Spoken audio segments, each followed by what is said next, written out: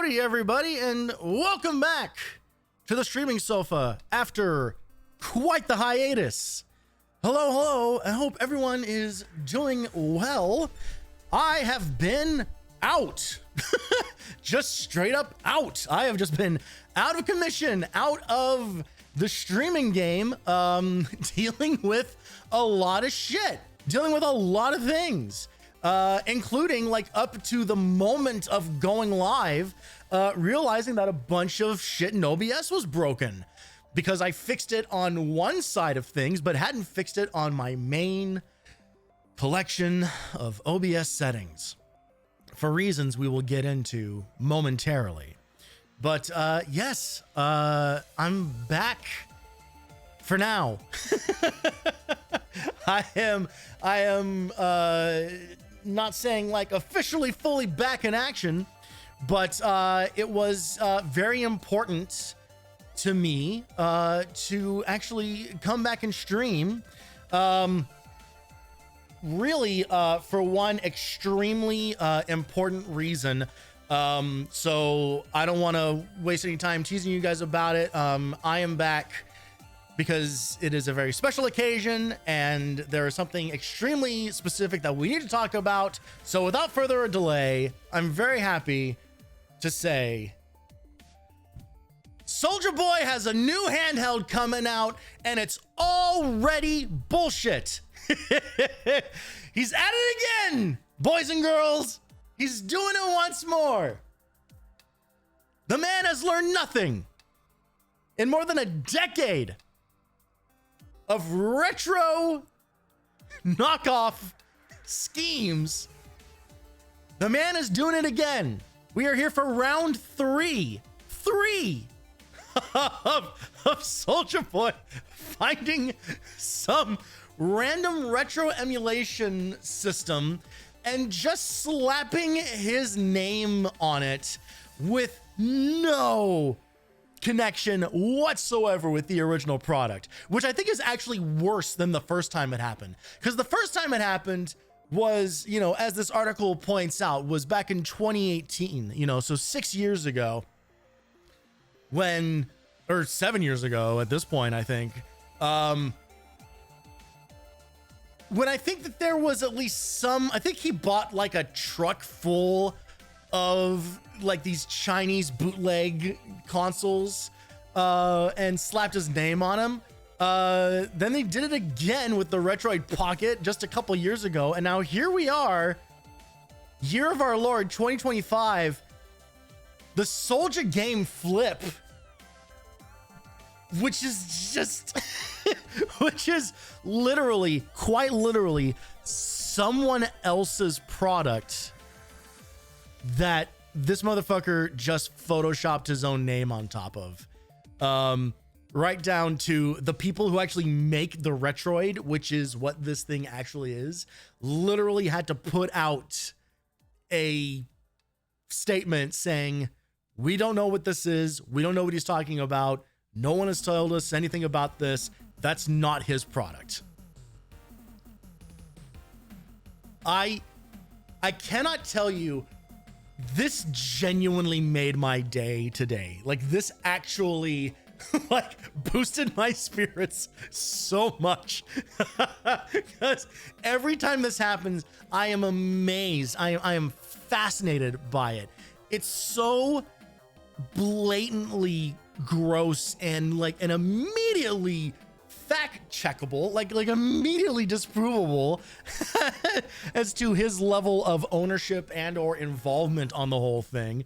And also, this is hilarious where he's charging $400 goddamn dollars for the thing when it's usually half of that. Actual insanity. True actual insanity. And also, not the real reason that it was important for me to stream tonight. No, as a matter of fact, it was for something a little more sincere and a little more honest. Folks, Extra Life is this weekend. It's happening. It's happening. It's here. It's right on top of me. We are actually legitimately doing this. This Saturday, I will be streaming with my friends for 24 hours unbroken to raise money for the Children's Miracle Network, specifically St. Rose Dominican Hospitals in my hometown of Las Vegas, Nevada, raising money for kids to get medical treatment at no cost to their families. This is a thing. This is a charity event that we have been doing for 12 years now. This is our 10th time actually doing the event. Obviously, like, there were years where getting a bunch of people in a closed quarters situation was not the best idea. But we are back at it now. We are back on now what would be our 3rd year streak here. And we are hoping that we can cross the $5,000 mark this time. We have raised around $37,000 for St. Rose Dominican Hospitals since starting this back in 2013. And I would love to cross over 40K this year. And so we are shooting to make it 42,000 all told as our grand total over the many years of doing this. But here you can see the list of the folks who are going to be on here. Now, admittedly, there are going to be a lot of names on here that you're probably not going to recognize, and that is because they are Las Vegas locals. They are people from the improv and theater community, very good friends of mine, who are regular attendees to this, regular guests. All of my friends are hilarious and much more talented than I am, and getting them all into a single place here on this couch is always a joy and a privilege, and they have so much energy to share, especially as the day goes on and I start dragging. There are some of my all-time favorite moments with many of my friends are from these Extra Life events over the years, and I am sure that this year will be no different. And these 3 names right here are some of the more important ones to pay attention to. Ben, Brenna, and Max, my friends in Poor Richard's Players, my theater company. They will be here with me for the full 24 hours as per usual. The 4 of us ride together and die together as far as Extra Life is concerned. And they are going to be alongside me for the entire ride once again. But there may be some names on here you recognize. For example, we're going to have some members of Binopolis on here. Valeno will be back. It will be his 2nd year joining us here. And Viria is going to be making her Extra Life debut. Very excited about that. The 2 of them are coming on. We're playing a game or 2 together. And it's something that Valeno picked that I've never seen before. So naturally, I am equal parts excited and nervous about the whole thing, because you never know with his choices. It's going to be great. We're going to have an absolute blast. Also, from around the internet, Teddy Colley and their gang is going to be coming on here for some absolute chaos. I have had the pleasure of collabing with that group on a couple of occasions, really just over this last year. We played Peak together. We did Lethal Company and Content Warning. It is so much fun playing games with them. And so I am super excited. We're going to have Teddy, Eggy, Notes, Grim, and Baxter all in a call together, all playing games together for at least a 2-hour block. So very, very excited about that. I will be announcing an actual schedule there will be a schedule graphic that'll go up in the Discord and then on my socials about who and when they're going to be happening during the stream.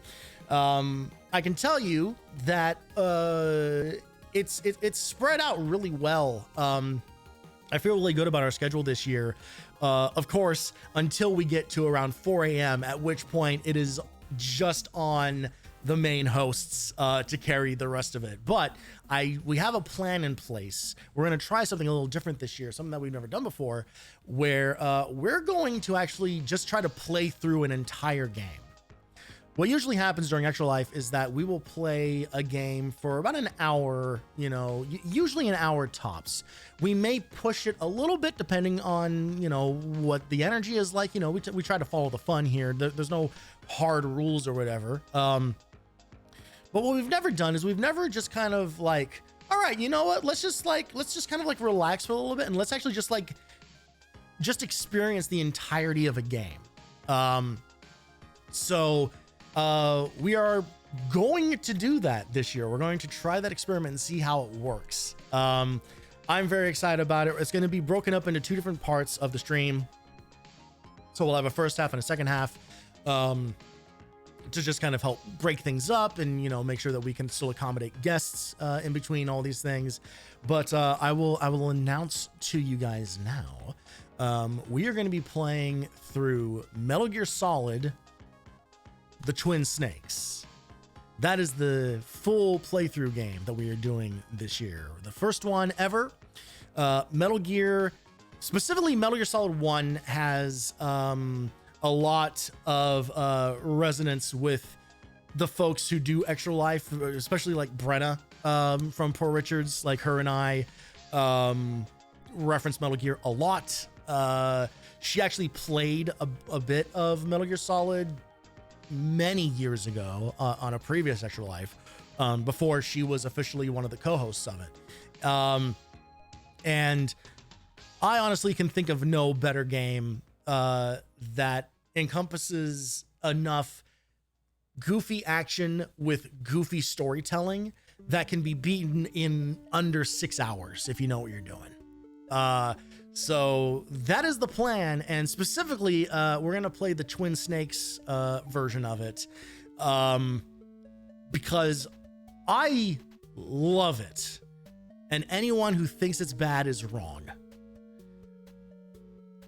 It is so insane. It takes an already insane game and puts it through the lens of a post-Matrix world and just goes total batshit with it.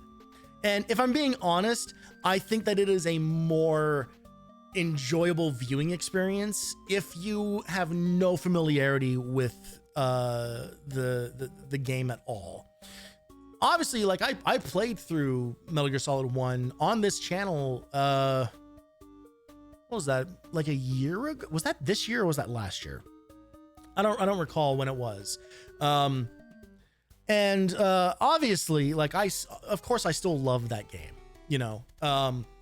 However, it is dated from just kind of like a gameplay perspective. And I do think that if you are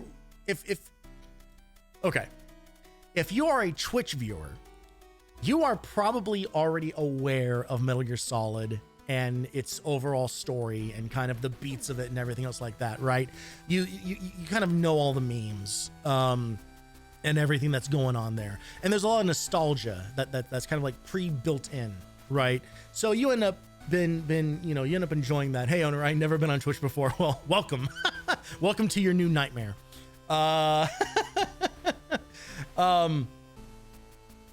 When you have people in your house on your couch who have never seen Metal Gear Solid before, I think it is a harder sell to make them sit through 6 hours of what is still very entertaining, but entertaining in a way that works best if you kind of have like that PS1 nostalgia, right? Something like Twin Snakes, with the way Twin Snakes treats its cutscenes and kind of like every moment of that game, even if you have no fucking idea what's going on in it, it is still hilarious. And that is important in balancing out a show where people are going to be awake for 24 goddamn hours. As much fun as it would be to do just like some standard ass Revolver Ocelot and Gray Fox monologues. It's even better when it's 4:30 in the morning and they're doing fucking bullet cam flips and shit. So if you've not seen the Twin Snakes, boy, you are in for a fucking treat. I genuinely love it. I think it is so much fun and so ridiculous. I understand the kind of general arguments about it in terms of it goes too far over the top. You know, obviously they re-recorded all of the dialogue in the game so that it's like it has like better audio recording, which does mean that some of the deliveries change a little bit. But honestly, like I kind of don't care. I kind of look at it as like it is its own interpretation of the first Metal Gear game. And on top of that, it pales in comparison to how fucking crazy and ridiculous that series got as time went on. You know, I find it hard to take people's criticisms of that game seriously, or just kind of like, oh, they had a bunch of Matrix bullshit and Snake can't do any of that in a series that features a man basically made of bees, another man who hypnotizes himself to believe that he is possessed by an arm that he had grafted onto him, and like more fourth wall breaks than I think a fucking Deadpool movie has. Like it is like Metal Gear is ridiculous. It's fucking ridiculous. It has always been ridiculous. So I find it very funny when people say like Twin Snakes is the wrong kind of goofy. It's just kind of like, what the fuck are you talking about, man? Look at the fucking Raiden and Vamp fights from Metal Gear 4 and tell me that Twin Snakes is too much. Come on. So yes, that is the plan, and it will be a very long but very exciting day of video gaming for a good cause. Hey J-Dub, I am indeed back. I am back at least once to make sure that all my shit works before we do something way more complicated than just a regular stream. I say more complicated, it actually isn't. So this is all right. I want to get in to a little bit of, now that I've done like all the like, okay, cool, fun stuff coming up and everything. I do want to talk a little bit about these last few weeks. I'm not going to get like super in the weeds about it. I do not want to be like a downer about anything, but what I will say is, oh goodness gracious, excuse me. I adore Extra Life. I love doing the event. It is so much fun. It brings me so much joy. It brings me so much joy in the moment, while it's happening, and then immediately after. Before that, Extra Life is kind of a giant shadow that looms overhead of 1,000 things to do and take care of, that, if I'm being completely honest, does feel overwhelming for a while. And it's funny because even though I have been streaming more regularly, and obviously I don't have to like set up a bunch of shit to work kind of out of the gate, there are things that do need to happen. There are things that I do want to change, things that I do want to switch around. Because honestly, the easy part of the whole thing is the turning on OBS and then playing video games part of it. It's kind of everything else around it. It is the designing new art for everything. It is designing new overlays and animations for things. It is absolutely the wrangling everyone to get them just confirmed that they are interested in showing up. And then the second step of now getting everyone confirmed on the schedule. You know, like it's a lot. It is a lot to juggle. It is a lot to take care of mentally. And even though I don't do it 100% on my own, like I do have the support and help of my friends, obviously. It is my project. It is my baby, you know? And I, you know, this will give you a little like insight into me. And I've talked about this before. You know, I have this tendency that when I am starting a project, when I'm starting a new thing, all that my brain can visualize is like the end of it, right? And everything that has to build up to get there. So it becomes kind of like this giant thing to solve rather than what it should be and what it really is, which is a bunch of little steps that will get there eventually. It's very hard for me to compartmentalize like that. And it is stressful and it is a lot. It does take a lot of energy. Even just day to day, it takes a lot of energy. And it's just kind of like, okay, I've sent messages out to like 3 or 4 different people today to ask them about their availability and if they want to come on. And while I'm doing that, I need to double check, you know, like this artwork that someone else is making so that we can announce who all the guests are going to be. And while that's going on, I also have in the back of my head of like, make sure we double check all the OBS settings and everything, because you switched out one of your computer fans. And when you did that, it forced a Windows update that then deleted all of your goddamn audio settings across your entire PC. That's a real thing that happened. That's a real thing that's been stressing me out. It's a thing that I was dealing with right before fucking this stream, because I got everything sorted on my on OBS settings for the Extra Life scenes that I have all set up, but I didn't do any of that work for the actual just like normal stream setup. So I was very quickly before I hit live testing shit and making sure that things were set up and routed correctly. So if anything sounds weird or different or off, I do apologize. It is probably going to take a little bit of time for me to get everything exactly back to how I had it. But boy, was that frustrating to make a fix to my PC that I've been meaning to do for a while now. And then essentially be punished for making my PC better. So there's been that, and then also, and I will not get into, you know, specifics about this, but, there has been like health stuff. I'm okay. You know, I don't want anybody like worried or anything or else like that, but, I am on like, you know, like regular like prescriptions and stuff. And, boy, they have just really kicked my ass for the last few weeks. Just, you know, like really, don't, you know, they don't make me like logy or particularly like low energy by default. They're kind of, they're meant to do the opposite, but, they do, I'll straight up tell you, they mess with your guts. They mess with your digestion.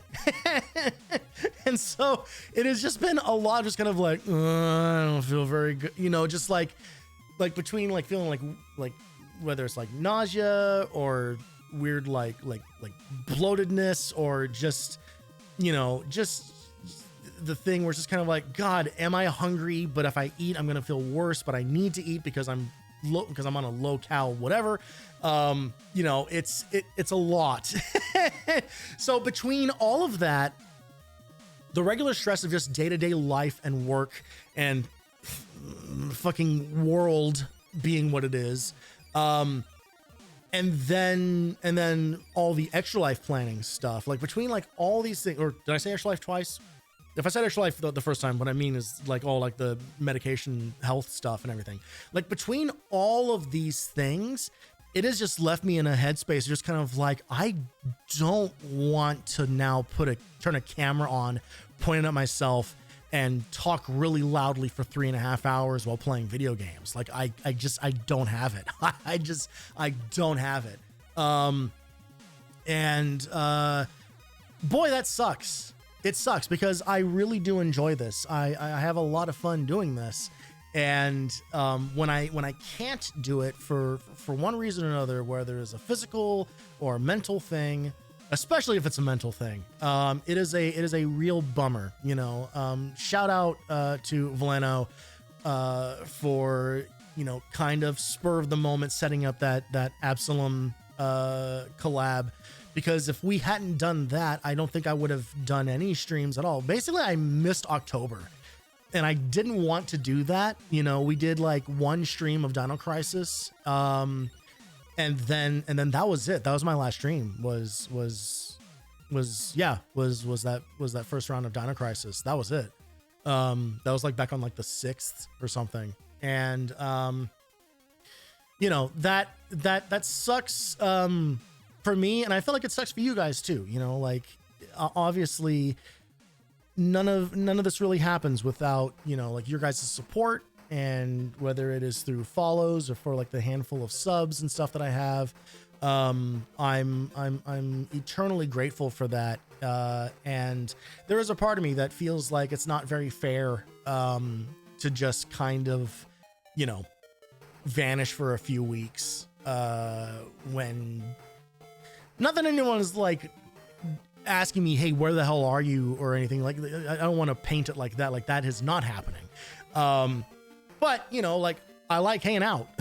I like hanging out with you guys. I like looking at old video games. I like doing this goofy shit that we do together. And it's a bummer when I can't do it, and especially when it is like unplanned and for that long. So I do apologize. I am sorry that it has been such a long hiatus. I wish I could tell you that I had a lot of really good reasons for it, but ultimately just came down, if I'm being completely and totally honest, it just came down to I just don't feel like it because there are too many other things going on in my life right now. And I would love to shift that balance one day. But until until I become the next fucking queso or whatever, like, that's not gonna happen.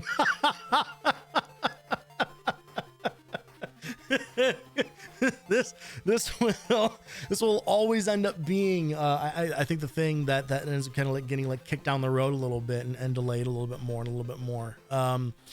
But I am, like I said, I am very happy to be back here tonight. And obviously, I'm very excited for this weekend. Because honestly, God, the anticipation is another big part of it, right? Because it really is just that feeling of, oh, God, I just hope everything works. I just hope everything works out. And honestly, everything always has. It always has.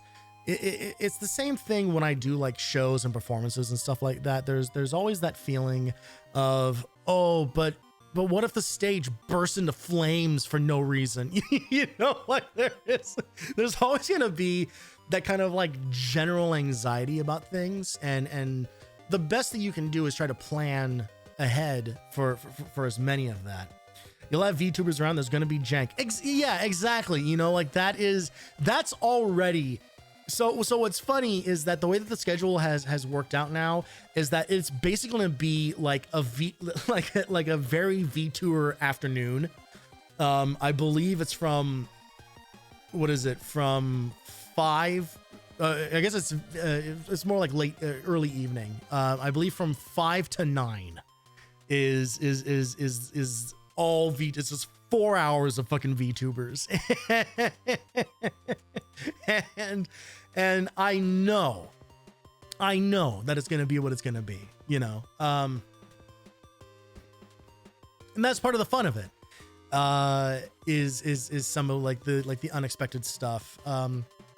I do my best to try to keep things like wrangled and like on schedule as best as I can, but there have also been plenty of times where I have like lost myself in the fun and the chaos of everything, and that's when one of like the other Poor Richard's player people has to like chime in and like tap me on the shoulder and be kind of like, hey, you know that there are other people here who are like ready for like their blog. Just kind of like, right, okay, yeah, no, you're right, we should stop. So you know, it is a ton of fun, and I am very excited to have it happen and then have it behind me.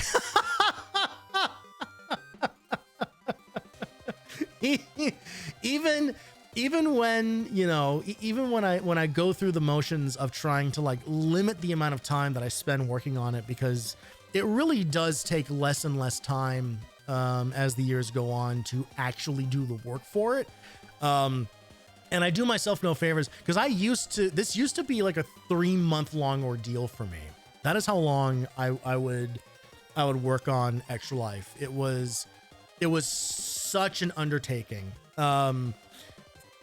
However, there were a couple of things that play with that. Number one, I was not streaming regularly, right?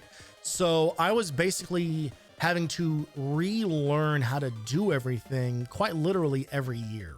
I was starting from basically scratch each time, you know, not 100% of the time, but damn close to it, you know, like this is the third computer that I have done Extra Life on. The first one was a fucking Mac, you know, like I have had to like move up and up and up and up and up on how to like set these things up and how to make them work properly. It's so funny, you know, thinking about that first Extra Life in 2013 and just how much has changed in terms of the ease of doing this. Like it is insane how easy it is to stream now. Which is funny because I still use some fairly complicated and expensive equipment to do it, but it all just like plugs into like 2 things and we're done, you know? And the only reason that I have this other better equipment stuff is because I have built it up over many, many years. So it has been an extremely long learning process. So I am glad that it no longer takes me 3 months to put this thing together. However, it does mean that now that I give myself kind of like a month to put it together, maybe like 6 weeks, you know, all told, from like the very first outreach to people and stuff like that, to then the announcement, to then, all right, now I'm going to go away for a little bit to do all this work. It's still stressful. It's still a lot. It's still a lot to take care of. And what's funny is that this year is going to be even more stripped down than usual. You know, like I don't have any like on camera bit stuff planned or whatever. You know, we've done stuff where we do like board game things, and we've done, you know, like different like things was like, we've had like a backdrop back here and stuff.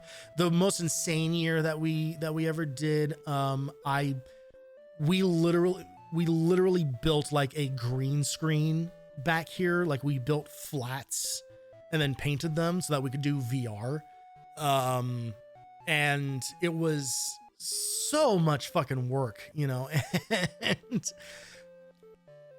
not that I regret any of that, but something that I will say is, you know, having now been streaming for a while and having, especially watching like other people's streams, you don't really have to do that much. You don't have to make it that complicated and crazy to have an entertaining show. You can really just have people on a couch playing video games together. It doesn't really need to be more complicated than that.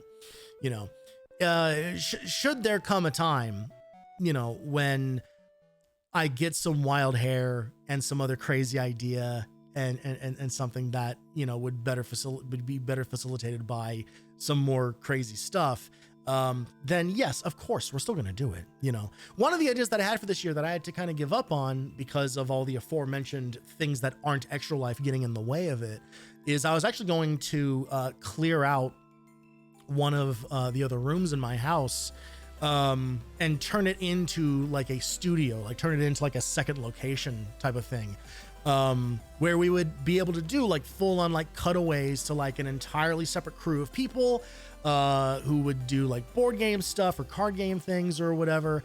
Unfortunately I had to kind of like abandon that idea because I literally just didn't have the time and or energy to just get the room organized in a way where it was clean enough to to even start planning the layout of it, you know. So that's still on the table. Those ideas don't suddenly like go away because they weren't feasible this year. I just move them on to next year's list, you know. And also, you know, with the way that like the schedule kind of like shook out this year and everything, I feel better about it, because if I had done a lot of like crazy, like cutaway second camera type things, I think it actually would have detracted from the show a little bit. It would have been a lot more stressful, a lot crazier. You know, we did some two cam stuff last year. And, for those of you who were here, for that, there was a lot of downtime, a lot more downtime than I intended there to be. You know, when we're going like, you know, like 15 minutes between throwing to the standby cam and then coming back for the next segment, that's too long. You know, it's too long for people to just kind of like sit around waiting for something to happen. If we're talking like literally like numbers, it is a perfect opportunity for people to just leave, to just stop watching, which is not the goal. You know, there are reasons to keep things moving. There are reasons to keep things rolling along, and be a little more casual about it. You know, every year I approach extra life a little bit differently, just shifting here, changing this, moving this, you know, just trying different things, because ultimately I don't think there is any like one correct answer. You know, I feel that every extra life we have ever done has been successful. Whether we hit our final goal or not, you know, like it has always been successful, because one, we have had a blast doing it. First and foremost, we have always had a blast doing it. Two, we have always raised an impressive amount of money, no matter what, you know, because any money matters. Any amount of money that we raise is important and is life-changing. And three, there are things that I learn from the experience that I can then put into future productions. And that's the thing that I've been doing since 2013, and it's the thing that I plan to keep doing until I can no longer do it, until I'm physically incapable of doing it. I plan to keep doing my best to make the show better and better and more exciting, and just more and more fun. You know, we want to be fun. We want to raise money for kids and just have a good time doing it. So very, very much looking forward to what is going to be a more stripped down, honest to goodness, just some friends playing some video games for a full weekend coming up this Saturday. So do look forward to that. And it is worth mentioning, donations are live now. You can donate. We are sitting at just under $900, I believe, for our team total. We have a goal of $5,000 this year. So, you know, not in a bad spot for still a week before the event even happens. And honestly, that's only from a handful of donations. I think that represents, I think that $900 represents, I think like maybe 10 total donations, 10 or 11 total donations. It adds up. It adds up very quickly. I'm very excited to kind of, you know, we always pick up momentum as we get closer and closer and closer, and I'm very excited to see where things end up. But if you want to get a jump on it, there is now a new link under the stream that takes you directly to the Extra Life page for myself. Or you can also use that link. It'll take you to the exact same place. And if you can't, hey, do me a favor, spread the word that we're doing this. Let people know. Send people to the channel or send people to the team page. You know, there are so many ways to help that aren't just giving money. And just letting people know that it is happening is a huge help. So if you can, please do. And I will forever be grateful to you for it, whatever that level of involvement may be. Now, as for tonight, I do want to get back into some of our scheduled programming, but I don't want to try to get back into Dino Crisis. That'll be like post Extra Life. We will get back into our playthrough of Dino Crisis. And yes, I know that we still have to finish Metal Gear Solid VR missions. There's a lot of things that did not happen in October that I was planning on having happen and just couldn't. But once we get past Extra Life, things hopefully clear up for me a little bit, and we'll be able to get back into some regularly scheduled gaming. But I've said many, many times that my favorite thing that we have done on this channel this year has been the demo disc dives. They bring me unbridled joy. So we are going to get back into it. We are diving back into the PlayStation Underground, starting, sad to say, the final year of Underground. It only lasted for 4 years. It was like 4 years and then one more issue kind of a thing. There's basically PlayStation Underground Volume 4, Issue 4, and then there was one Issue 5, which was on the PS2. Interestingly enough, Issue 4 of Volume 4 is a joint PS1, PS2 release. There was a PS1 disc with all of like the video stuff and everything, and then a PS2 disc with actual demos on it for the PS2. And then they got one more out there for the PS2, and then that was it. And I think the PS2 issue may be only demos. So we are down to it, but we are going to take a look at PlayStation Underground Volume 4, Issues 1 and 2 tonight. How much Twisted Metal will we see? How many football players with ping pong balls on them? Who can say? Probably more than one to both counts. But oh my God, guys, we're going to do it. We're actually going to look at we're going to look at video games again. We're going to look at video games on this channel. It's going to happen, you guys.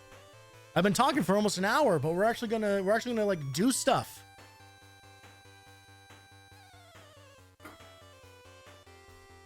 So strap in as we dive head first here. Oh, we're home. It's time for the PlayStation Underground.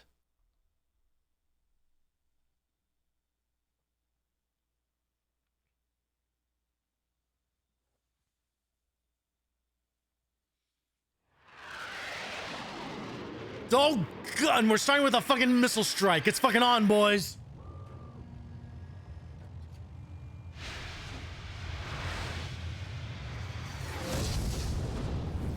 Oh, thank God they almost blew up the PlayStation Underground blimp. The sister project of the PlayStation truck. Hey there, get a load of my new floating studio. Hey, Mr. Producer, what do you think of the view? I wouldn't know since you told management there wasn't room for a control booth in the blimp. Oh, that's right. It's good to be queen. Can we please get started? No problemo. On our last journey to Japan, we stopped by the Sony Computer Entertainment Building to check out the new Legend of Dragoon game. Wait till you see the footage we brought back. Then it did was we? off to the green to interview the developers of Hot Shots Golf 2. We'll talk about how they made an already great game even better. Wrestling fans are really gonna love this issue. We hung out with the WWF. Oh, God Grabbed damn it. some hot tips on how to smack down your opponent both in the ring and on your PlayStation. Most people think that being a gaming journalist means sitting on your butt. I think we're legally not allowed to not see wrestling on one of these. Arena.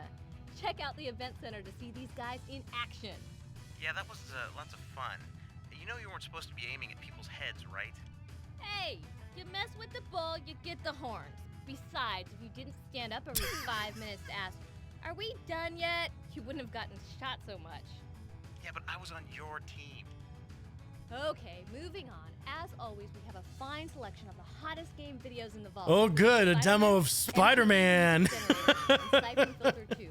So if you did Oh, and Syphon Filter. Oh, nothing but good games. Good games. I'm getting to it.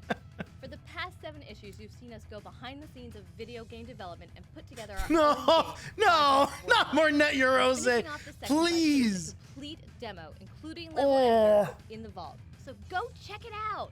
Well, that does it for me. I'll see you all next issue with my footage from PlayStation 2 launch in Japan. So and sick my of Project Wormhole. Until then, happy gaming. And it's time. Oh, Jesus Christ. Okay, the audio balancing on these remains experimental. All right, we got the event center. We got some downloads. We got some tech Q&A. Thank God. All right, we got imports. Yes, the cool moves are back. Debriefing and more stuff on the PlayStation 2. I'm pretty sure that the PS2 still is not quite out yet. Not quite. But it's like around the corner if it hasn't released already. All right, let's get into the event center here. Where are we heading? Oh, we're just jumping right in.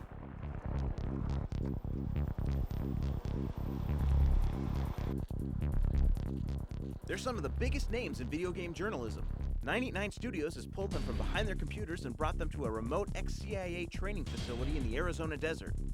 The information that we put out here is real. We have trained over 130 SWAT teams from the United States, Canada, Spain, Taiwan, Kenya, a lot of other places. I apologize to everyone for the unfortunate timing of the footage that we are about to see.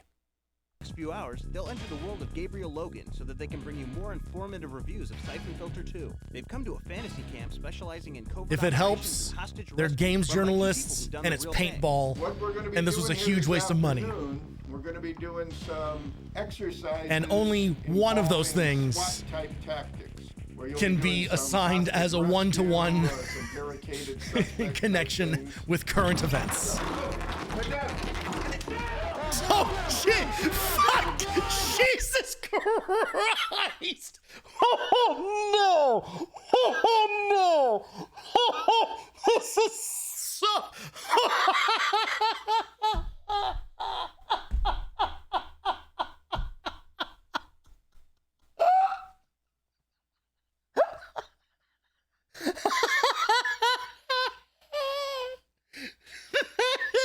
Are you fucking kidding me? 989, you monsters! Oh my, Jesus Christ! This is the thing that can only happen in like the late 90s, early 2000s. Is like, I don't know, what if we just like kicked in the doors and pointed guns at people?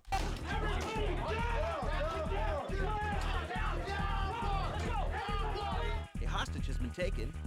The rescuers plan a counterattack. We're going to require 3 entry teams. There will be 3 doors to be hit, so there will be 3 5-man teams or entry teams. The other 2 5-man teams are going to be our reconnaissance element. Weapons have been distributed. The training is over and now it's into the field. They're going to move in and risk life and limb, or at least serious bruising, to rescue the hostage. Come on, you can get there.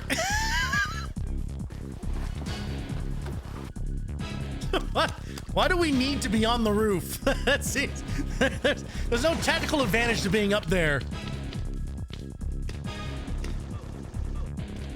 Yeah, I guess it would have been really difficult to make any of this footage look exciting, huh? Luckily, they have better aim on the video game screen than they do in real life. Finally, they storm the building and Just rescue kind the of. hostage. Now that your adrenaline is pumping, you can prove that you're a better commando than they are by checking out the Syphon Filter 2 demo in the vault. God. But give them credit, the next time you think video game journalism is easy, ouch! Think again. Ouch! What a horrifying glimpse into the past. And we have seen some like fucked up, like, ooh, no, that's not great, you know, like, anyone remember that ghetto slang? You know, there have been some moments on these discs, but that is fucking harrowing. That's so ill-advised and crazy. Just everything about that is so fucking nuts to me. And it's just, oh God. Things like that are things that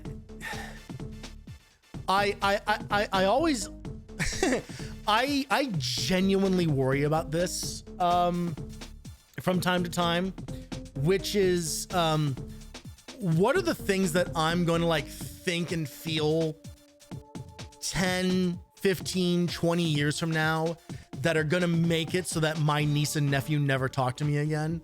You know, like I genuinely worry about that, because not to get too personal, but that is my relationship with certain members of my family. And seeing stuff like that is just kind of like, God, what things do we do today that like 5 years from now, assuming we're all still alive, are going to look completely fucking insane?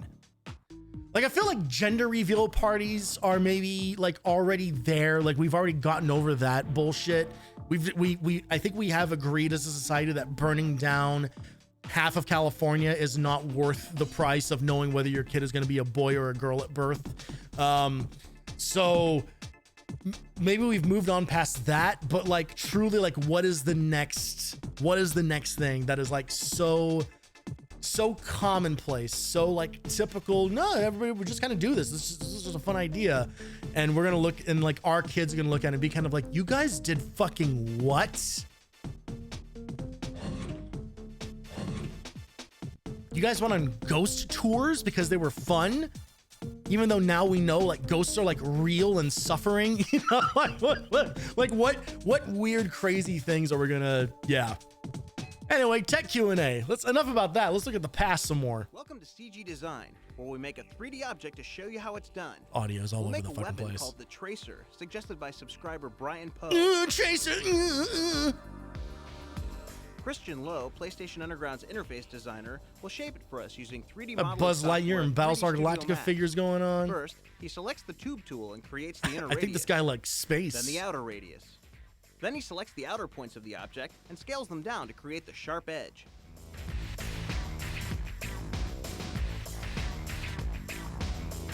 To make the handle, Fascinating. he uses the line tool to rough out an S shape.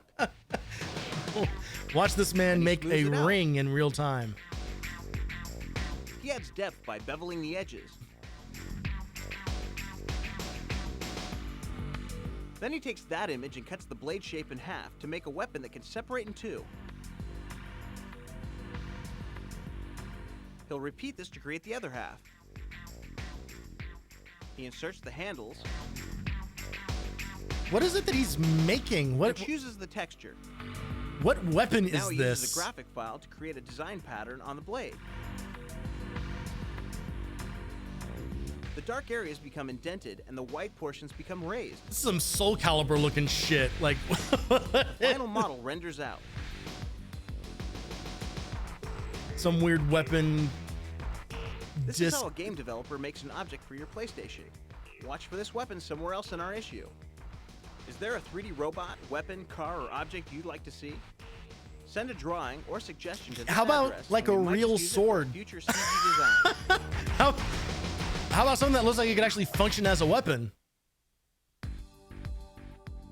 Oh, we're getting full credits here. Excuse me. Did not mean to nearly preempt your terms and conditions. Once again, letting people know that if you send Sony any ideas, they legally own them.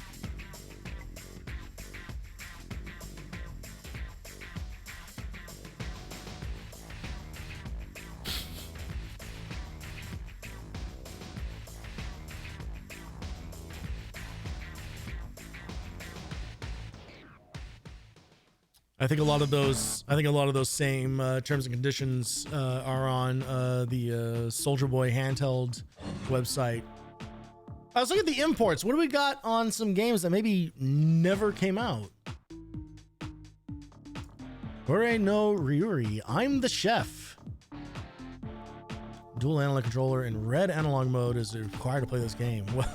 Well, don't you worry, buddy. We can. Oh, we're already set to dual shock. We're way ahead of you. All right, you are the chef and owner of the restaurant. Try keeping consumer loyalty by cooking properly. Everything counts from cutting, blah blah blah blah blah, and delivering dishes on time. Customers' reviews show on screen as game status. You can hear them too. If they're disappointed, you'll shut your restaurant down. Watch out for the gourmet guy that walks in once in a while. Never make him mad.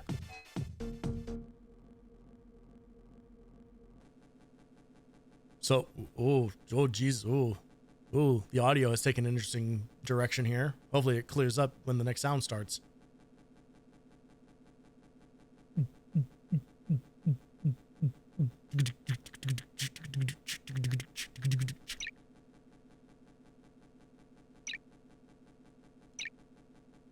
Just going with all the default options. I love how broken these discs are when you do anything on the imports. Oh, no idea what any of this says. I'm just gonna assume. Oh God, look at this guy.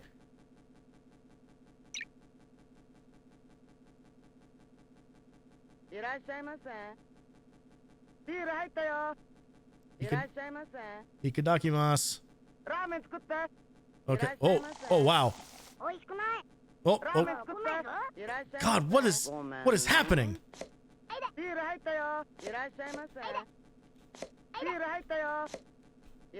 I am so okay. So it's like Cooking Mama. Oh, I didn't let that cook long enough. Oh, that man is unhappy with me.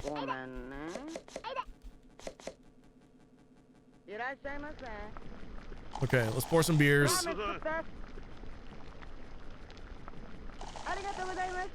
Okay. I got to.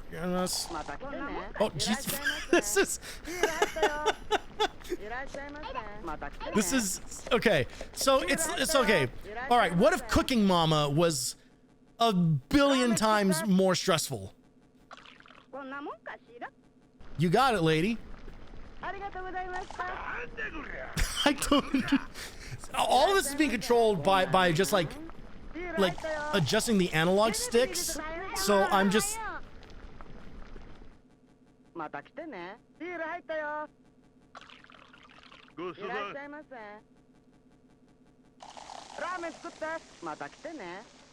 Ooh, I hope you like a lot of head. I know I do.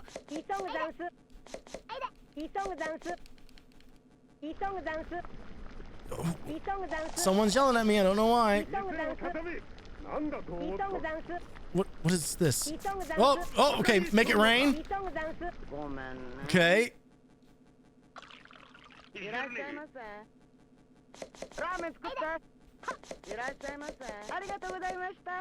So far, I've understood ramen and arigato.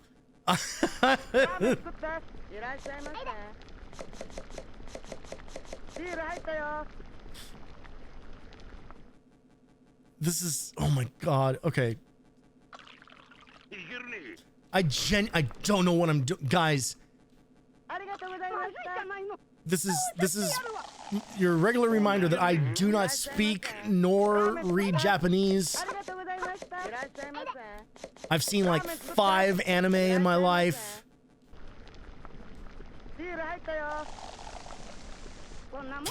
This is I can't figure out. All right. Hey, I hope you like your green onions, fucking thick, boy. Am I doing this? Am I supposed to fill this up? I don't know. When does it end? What is the fail condition? Shit! This one I understand the most. Sorting receipts or whatever the fuck that's supposed to be.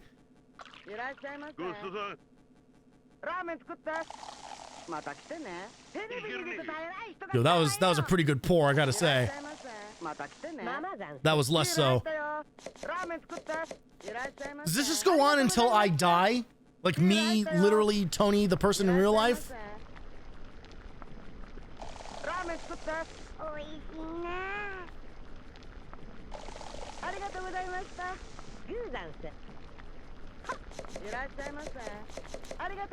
Okay, all right.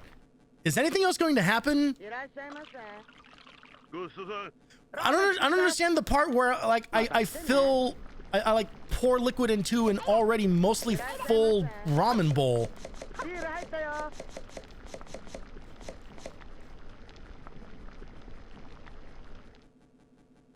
Six.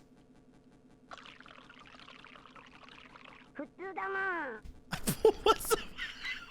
What is happening? Chat, I think I live here now. No more ramen. We're out of ramen. We're out of ramen at this ramen shop.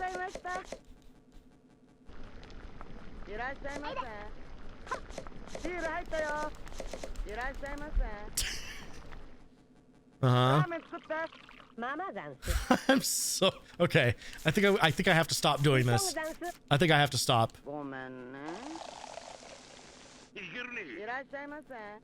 Okay, maybe these are the last couple customers. Nope, more people coming. All right, stop it. Stop it. Stop it. Stop it. Stop it.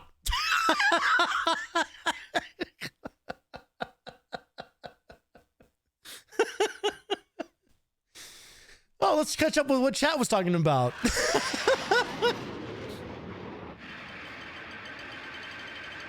Really miss when they'd make controls that were so experimental they'd make the game not fun. You know I'm a stalwart defender of obscure control schemes. And yes, I do believe that I gave beer to a child. I think that did actually happen in there. Hey, Mr. Producer, what do you think of the... All right.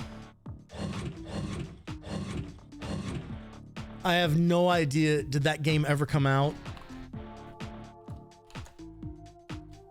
I'm gonna look up its Ore no Ryuri. It looks like it. I think it looks like it did come out. It is a game. Oh, and a semi-sequel party game was released for the PS2 called Gachiroku. The game inspired the 2004 fan remake Ori no Ryomi for English-speaking audiences, and it's oh, interesting. These ultimately spawned the commercial sequel, which was retitled and sold as Holy shit! This game became Cook Serve Delicious. This series became the Cook Serve Delicious game. That's nuts. Well, so yeah, I fucking knew you wouldn't know. So it's okay. So these games inspired fan remakes, and then the third fan remake became Cook Serve Delicious. Cook Serve Delicious it's actually very similar to that, where you're running a restaurant and you're filling out orders, but you are actually preparing the food. Cook Serve Delicious is a lot of fun. It is a very good game. I think they actually get worse as the sequels go out. Two is still pretty good. Three makes everything way too complicated for no reason. But that first one is excellent. It's pretty casual. It is fast paced. You can, because kind of like you kind of choose the pace at which you expand your menu out. And as you do that, things take more and more time, and you get busier and busier with more and more customers. So it is kind of like a balancing act of like, do a good job, but don't upgrade too many things all at the same time. But I really enjoyed. I think I have a decent chunk of time in that game, as a matter of fact. Yeah, I got nearly 13 hours in that game. I spent some time in the kitchen with that one. Someone literally let me cook. All right, cool moves. What you got?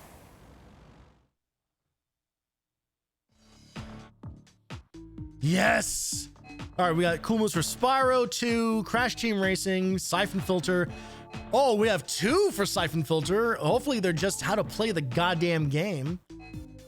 Twisted Metal, as promised. Gran Turismo 2. So we have cool moves on for the PS2, which is interesting. All right, well, let's just go in order here. Start with the showstopper. In Spyro 2, there are a couple of tricky points. One is the Fracture Hills level where you have to save Spinner's friend. Right here, I'm going to go ahead and show you a really cool move on how to unleash your friend from behind the door. Thanks, Hold on Paul. the square button to reach this super speed power-up right here, because the object here is to follow this pathway and through the various doors, and you can't stop or get hit once. Whoa, this is actually you one lose of the super speed more power-up and have to start annoying over parts of again. the game. Go through that portal there and over this little Not narrow this bridge, part that he's doing specifically, but this area and jump at the last second right here and break down the door. has And a her friend will segment be where right there you have for to like Thank goodness you broke that door down. Once you save Spinner's friend, you get an protect orb. some Now that you've dude. seen it on video, good luck. It's like an escort mission in a Spyro game. It is not very fun. I love the original Spyro trilogy, but 2 and 3 have some rough spots. The positives way outweigh the negatives, but goddamn, do some of those missions are just kind of like woof. In the level Papu's Pyramid of Crash Team Racing, there's a hairpin turn at the end of the level that you can totally bypass by using this shortcut. Take a look. Keep in mind you're either going to need an Aku Aku God, or that haircut Uka could mask only or a exist in the turbo late boost to make 90s. it. Once you get the mask, save it for here. Right at the end of the wall, activate your mask and do a 180 turn over to the other side of the track. Oh. So there it is. Get out. All right, Syphon Filter. Oh, good. They're showing one of the stealth. Oh, this fucking game, man. In my job, I get a lot of calls from customers on Syphon Filter, level 14, the Stronghold Catacombs. In this level, you have to follow a scientist to the Oh, he cell where says Syphon Sagan's being Filter. held. And See, there are I a say few things Syphon you must not Filter. do in this level if you're going to complete it successfully. You got to only use your silenced weapons in this level. It's very important to go down the left-hand corridor here. There's a right-hand corridor, but it'll just lead you around in circles. Then you set about following the scientist. One of the most important things about The game's this level level design isn't is to very let the good. scientist get a good head start on you, because you're going to trigger certain enemies along the path. If you have to take those enemies out and the scientist can see what's going on, you're going to lose the level because he'll be alerted to your presence. Yeah. So as you see here, It's I'm taking out bullshit. the guards. The while game is scientist bullshit. is safely out of sight. I hope there's one of these Out of game tip earshot. hotlines that's still running. I Now, wish. this is where a lot of people slip up on this level. The scientist stops and talks to 2 guards down at the end of the hall. We'll look here through the sniper rifle viewer. It's very important that these 2 guards are not killed. I repeat, not killed. If you kill these 2 guards, just about anything you do after that, it won't matter. You're going to lose. The scientist remains down at the end of the hall and is close enough that the murdered guards do in fact alert him to your presence. Like, we Even look if at a it lot doesn't end of the level game immediately, manuals, you will and not in be those able to game get the level manuals, it'll have when like, you reach the door. call the Capcom tip Instead of line killing or the 2 guards, send this postcard to we're gonna sneak Konami down for the your hallway. free And I poster do of stress sneak. You must hold down the X button. fucking Bill and Lance or whatever the fuck. Now, these guys aren't too bright.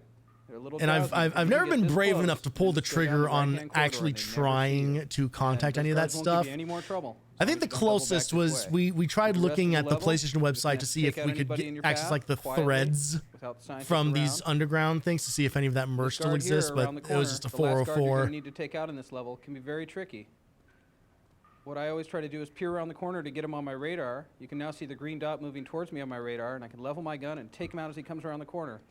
And if everything goes right, you'll never even see the scientist at the door, because it'll fade to black, and you'll see him moving. Yeah, if everything goes right, we'll just cut away from the footage altogether and it'll be a completely different part of the game. I love the video game logic that using a suppressor means you wouldn't hear the shot in near vicinity. Oh, yeah, I mean, the video game logic, well, I mean, movie logic does the same thing. Like, if you've ever heard an actual gunshot with a silencer, you will find it doesn't make the pew sound. It still sounds like a fucking gun. like it makes it a little quieter, like a little bit quieter. Like it is absolutely not like the full like stealth mode, impossible to detect. Like if you were anywhere near you know, like 100 yards of a gun going off with a silencer attached to it, you would totally hear it. You would totally make it out. It's the rule of cool sound, time to shoot through a pillow. Yeah, exactly. Yeah. Only one that turned out to be real was cool was No Country for Old Men, shotgun with the Giga silencer. Oh, I forgot. It has been, all right, I'm going to be honest about something. No Country for Old Men made me very angry. That movie's ending is fucking annoying. I know what they're going for. I understand the thematic point of why it ends the way that it ends, but it is still aggravating. It is still aggravating and very frustrating. And the thing that annoyed me about it is kind of like how quickly there's like 3 things in a row that happen that seem completely fucking random, and then it just fucking ends. Like, they could have still done that ending without, yeah, again, I understand that is like the point, but goddamn. And you know what's upsetting about it is that everything up until those last like 10 or 15 minutes is so fucking good, like so goddamn good, that it really left a sour taste in my mouth. Like I was ready for it to go on for another like hour. Like I was just kind of like, God, this is gonna get so complicated and crazy, and they do the opposite. They really do the opposite, and it just My point being, I don't remember really the shotgun thing. I remember his first weapon of choice, his cattle impact hammer thing. But otherwise, yeah, I need to revisit the movie. Now that I know that the ending is what it is, there's a good chance that I could probably like appreciate it better, because I'm not going to be like completely sideswiped by that. Because boy, the first time I watched it, I was so mad. Anyway, tell me more about Syphon Filter. This is a cool move for Syphon Filter, level 15, Farcom Warehouse. In this level, again, he says locate Syphon viral Filter. carriers It's and Syphon tag them. Filter.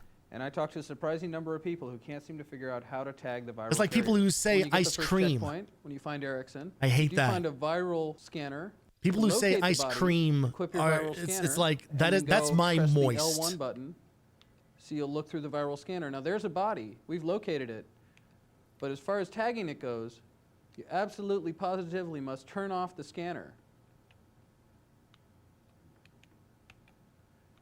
And then go to where you saw the body. Let me fuck with my inventory for a bit here. Simply press the triangle button, thereby tagging the body, obtaining a checkpoint, and one of the objectives of the game.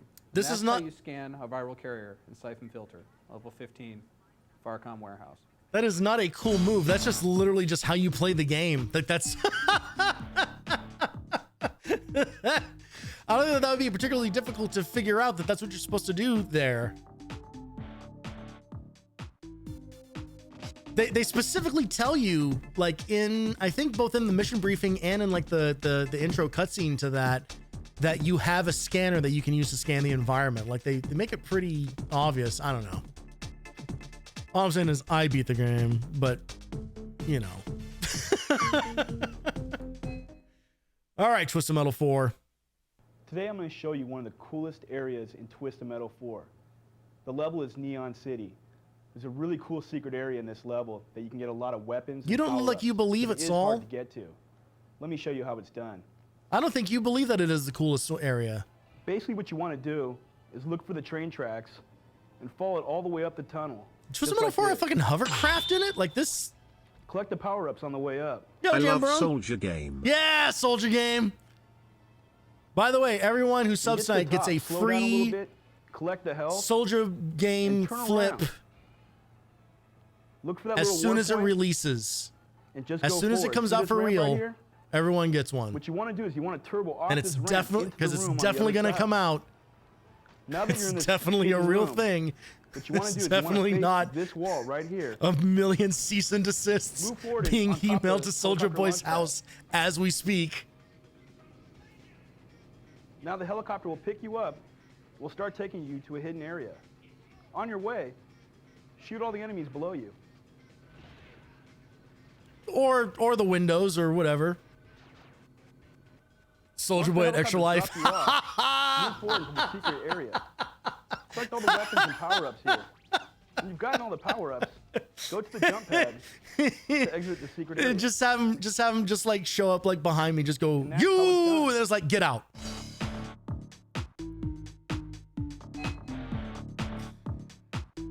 Okay, so this is Gran Turismo 2, but Gran Turismo 2, he can speedrun Braid.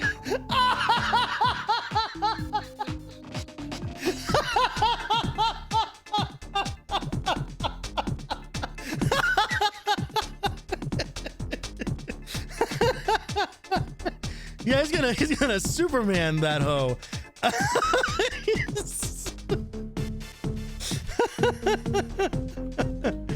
Oh my god. Okay, Gran Turismo 2. Check out the new Soldier Boy console, totally new and innovative, definitely not a reskin of an existing console. Brother, it ain't even a reskin of an existing console, it's just that console. It's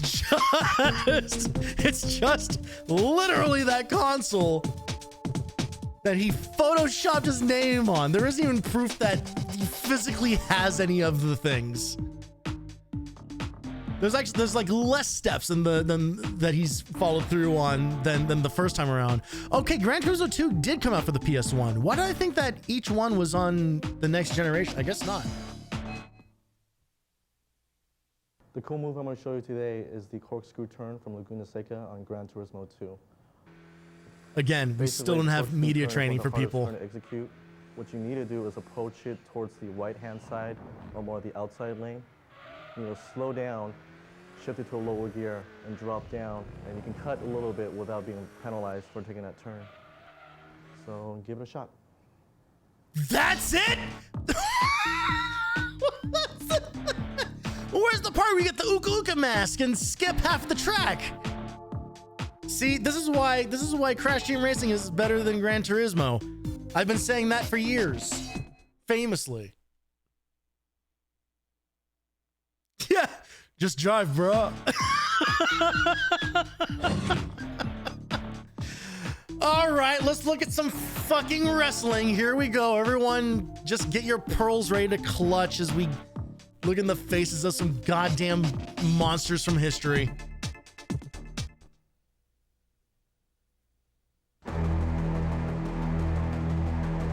Start getting butterflies in you because you're getting ready to go out in front of 20,000 people. You're thinking about what you have to do tonight, but also you're thinking, I don't want to mess up. I don't want to fall on my face when I walk out the ramp. I have no idea and I who want to D'Lo make sure Brown I go out is. there and entertain every one of them.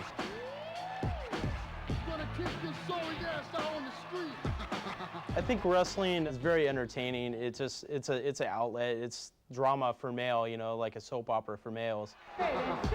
Soap opera for males. I'm more natural high in the world. Hey, Barkwarts, how's it going? Welcome back. Screams and applause. You're just in time for the wrestling part of the demo dive. Not just mentally feel it, but physically feel it bouncing off your chest and bouncing off you. And when you're walking down, you're looking at each, you can almost make contact with each one of them eye to eye.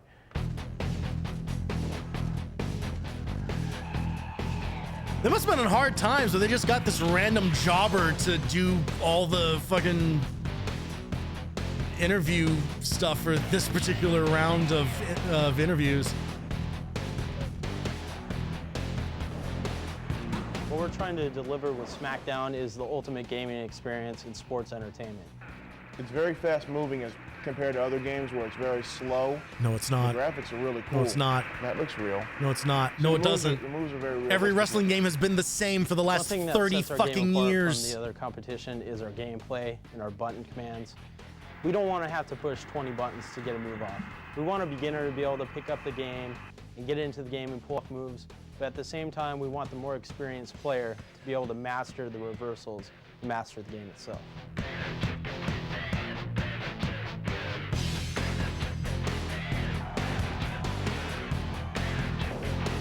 There has been exactly one good wrestling game, and it was WWE, was it Superstars, I think was the name of it? 14 different directions. Where it was way more of like an arcade fighter. Like it was very over the top and goofy, and it played more like a regular ass video game.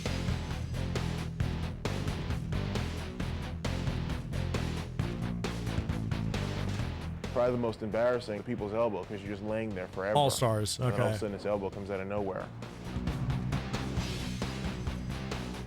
And well, Kane, Big Boss Man, and Taker all use a choke slam, and that's just a big hand wrapped around your throat. The name definitely describes the move. So these are some of the moves you watch out for, and just as scared as hell to take. Thanks, D-Lo. One thing that we got in the game that no one else has done before, the season mode. You go through all the major events and pay-per-views, and at the end, you'll hit WrestleMania.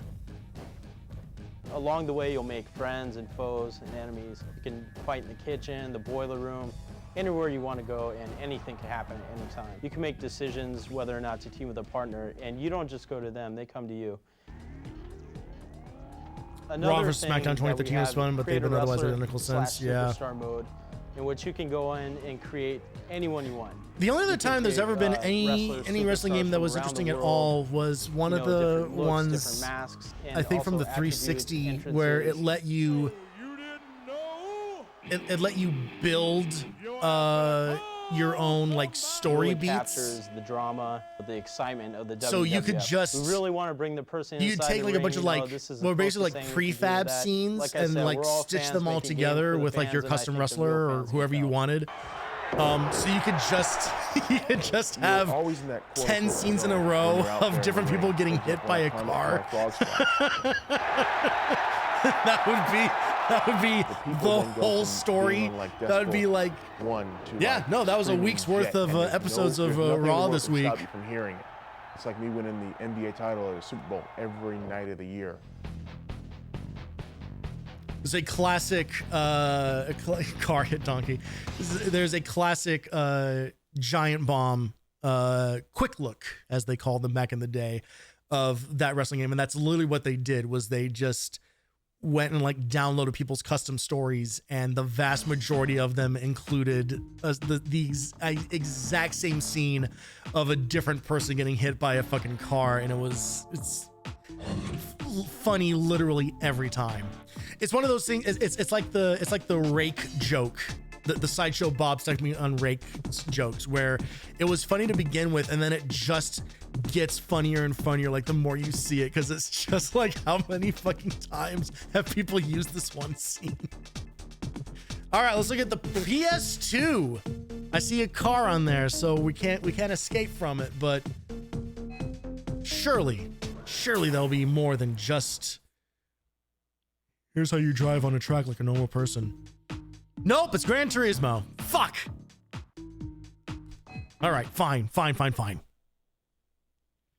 You're about to see footage from the PlayStation 2 computer entertainment system courtesy of the PlayStation Underground. Keep in mind that it will look sharper on the killer.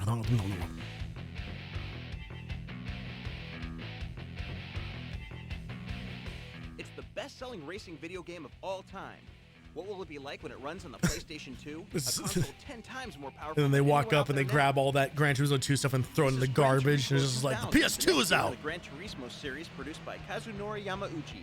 Recently, he gave PlayStation Underground an exclusive interview on his plans to take advantage of the new console. Although early in development, he hinted at a whole new level of video gaming. This time out, we hope to change the way people enjoy racing games. There'll be something new in the entertainment experience and how users are part of the game. I'd like to say more, but the exact details are still being set.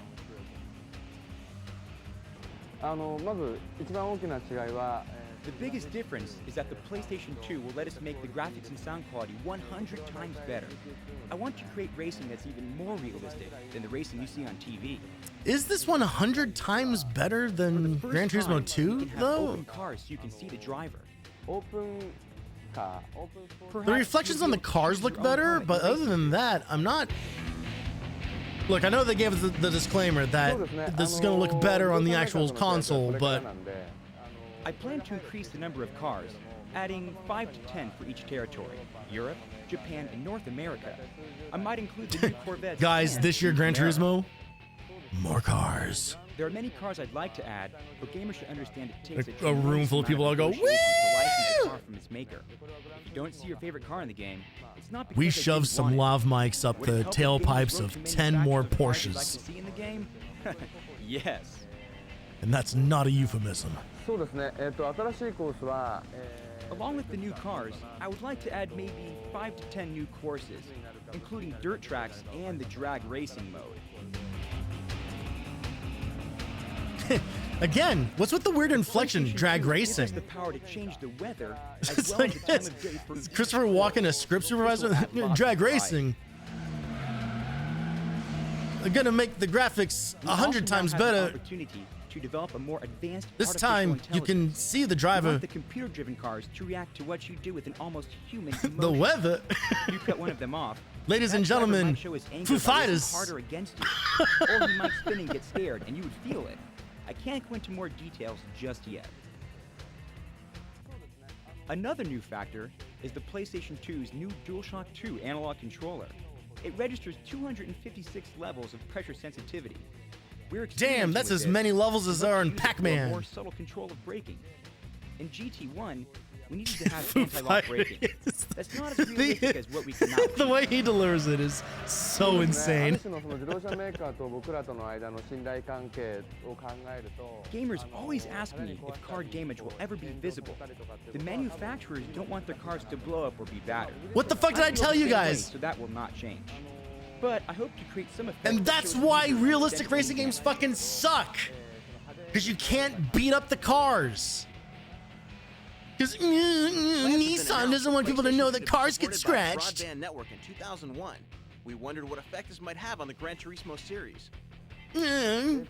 We can't let fucking I have a vision of Gran Saturn's Turismo's stock network price racing. drop. It's much bigger than one-to-one. If someone sees a headlight doesn't work because it crashed into a wall at 100 miles per hour. One thing the network would do is let racers share Our times cars are and establish invincible. rankings. This is a very important part Nothing of bad racing. can ever happen to In them. addition, the network could let them share communication on how to take certain corners or courses. That is very important to me as well. I am Gran Turismo is fulfilling really a love for loving cars that seeing Yamauchi this footage had for, ever I think, since the he was a fourth boy. or fifth Now time developing the series, he gets in to this travel one the world video. and test its greatest cars on its most famous tracks. But he's made a discovery. Playing the video game has improved my real race driving versus the other way around. Just 2 days ago, I was on the circuit at Motegi in Japan, and I realized that my performance Just the had other improved just the other day, I was drastically driving to the because store played and I Gran Turismo 2. nearly ran over 3 people. You better keep sharpening your own racing Sorry, skills, that's because when sorry. you drive Gran Turismo 2000 That's not on him. PlayStation That's 2, me it's a after whole I've new played level of any power amount and of intensity. Grand Theft Auto. You have the reflexes to cut it?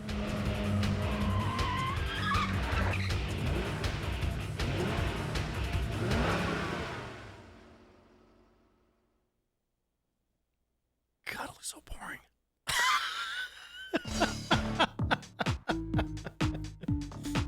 I know there are people who are into them. You know, I think literally like last stream, I think Nan may have actually said that she really liked like racing games, like more like traditional racing games or whatever. I just fucking can't. I want Burnout and nothing else. Like truly, I want nothing other than Burnout. Speaking of, I've actually been playing a little bit of Recreation, WREAK, which is actually by Three Fields Entertainment, which is like a handful of people from like the old like Burnout, the old Burnout teams. It's pretty good. It is them trying to make their indie version of Burnout Paradise. I will say, I think ultimately I would rather just play Burnout Paradise again, but it scratches a familiar itch. It has some problems. It has some problems, but it's also only like $20, 20 or $30. So ultimately, I think it is worth your time. I will say, if you're into that style of racer, if you're into Burnout, if you're into Burnout Paradise, I think it's worth probably picking up like on like a sale or something. Because it's a pretty thin experience. I'm probably not going to spend too much time more with it, if I'm being honest. Like I may actually just reinstall Burnout Paradise and just start playing that again. But it is nice when people, when anything resembling Burnout comes out. I just wish that any of them met like the same standard. And unfortunately, they just don't have the money to do those kinds of games anymore. I really like Daytona 500 on the Saturn, but that's the only one I played that much. Yeah, I remembered playing. I think when I was in Boy Scouts, I think one of the scouts had a PC where we played like some Transformers game on it, and another one was like a NASCAR game. And I remember playing a little bit of that, and I genuinely like did not understand like the rules behind it. And so literally what I ended up doing was constantly just like running into every car in the beginning, because you're supposed to complete like a full lap or something like behind like the pace car. And I thought that the race had already started. So I was just like full slamming into everything, and I kept getting disqualified for some reason. Okay. Please show me anything other than cars. I'm begging you.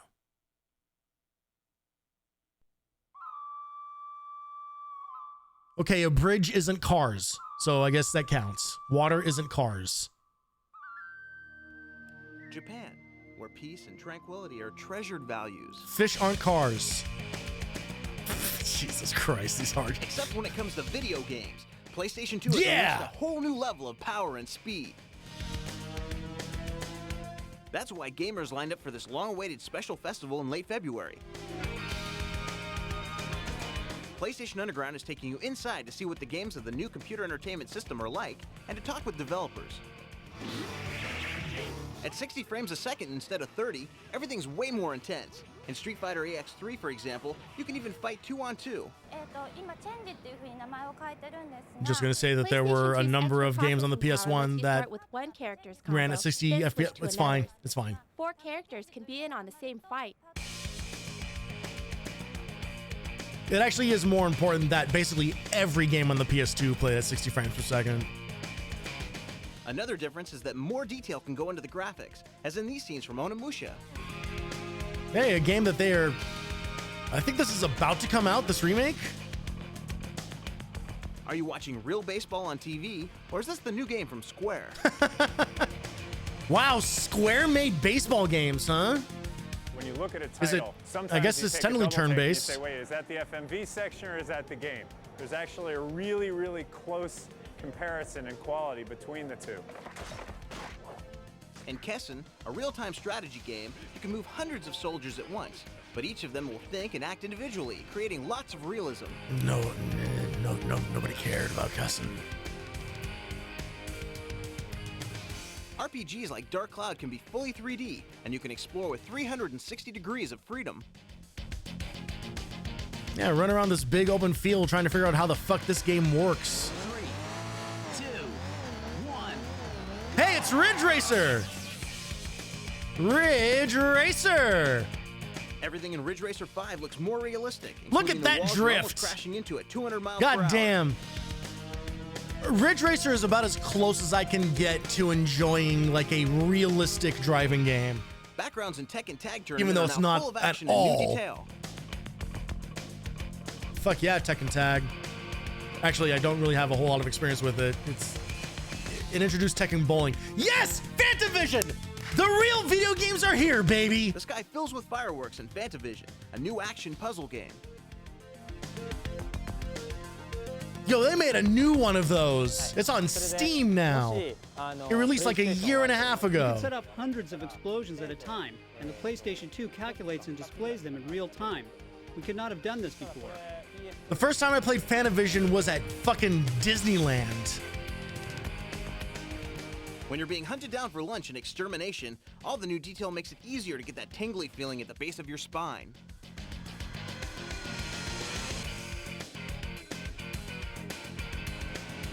I don't think it exists anymore, but Disneyland used to have this thing called Innoventions. This big dome thing that you would walk in Larger memory opens up huge new worlds. in as in this new Tomorrowland, and it Bordercross was game. basically just like it was like the Hall of Progress or whatever it's called in Disney World, but this was now like looking towards the future. So it was like all like new like robotics and different technology and stuff. It was I really fucking liked it because I'm a huge fucking blown away nerd. by the quality of the games. The emotions And of the characters are very one well of the done. years that They're really we human. went, they actually had like a bunch of like PS2s there, and Fanavision was one of the games that they had playable. This is just the first hint of what games will be like in the next generation of computer entertainment. Feeling Stay old in my tuned. bones, Our must next go to issue will reach sleep. you in Was June, good just catching after ya. E3 with updated Thank you very much, PlayStation 2 Sakari. footage direct from the show floor. You have a good night. See you then. Rest well. Thanks for hanging out.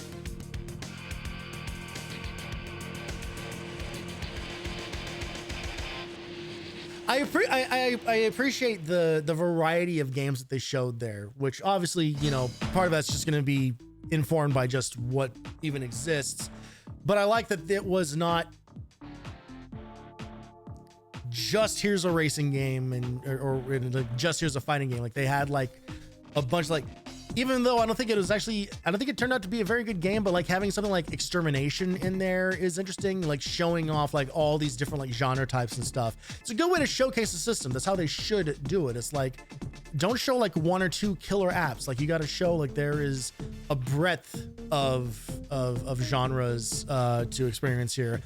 And boy, howdy, the PS2 did not have any problem having a wide ass variety of games to play.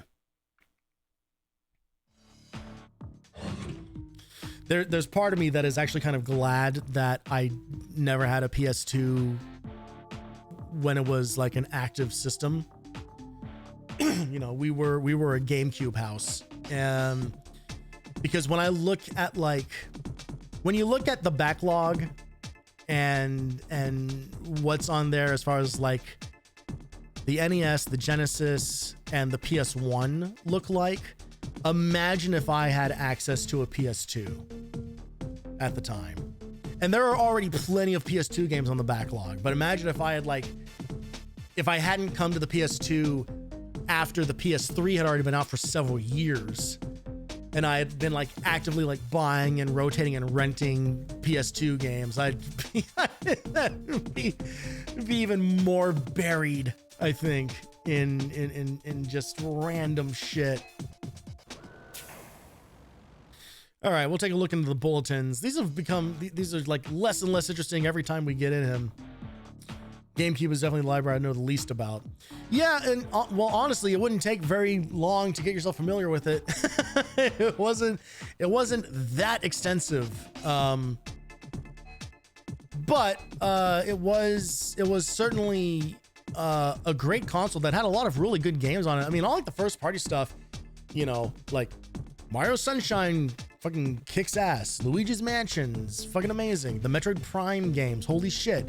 You know, like there are the fucking, oh God, like fucking like Rogue Squadron. Like there are some absolute fucking bangers on the GameCube, including Metal Gear Solid, The Twin Snakes, which you will be seeing a full playthrough of during Extra Life this weekend.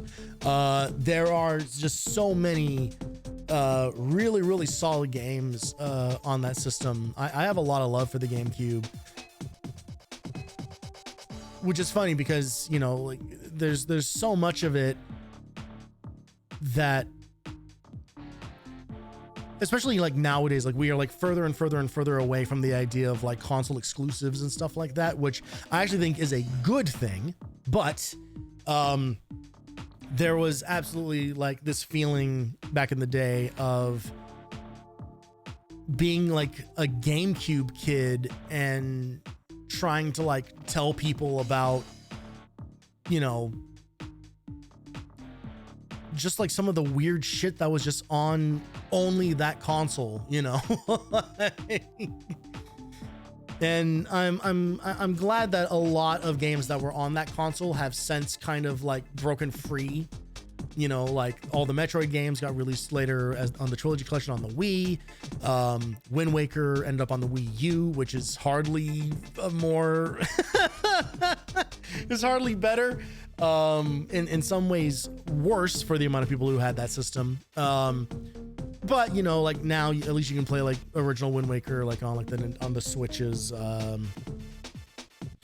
Nintendo subscription plan, whatever the fuck that thing is called. You know, like there are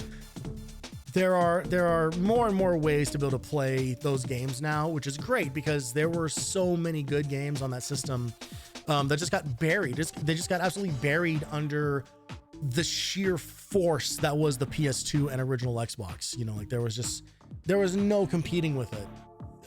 Truly, like the war was between Sony and Microsoft, straight up. Like Nintendo has been off in its own little corner, I think, since the GameCube days. Like that to me is kind of like where Nintendo's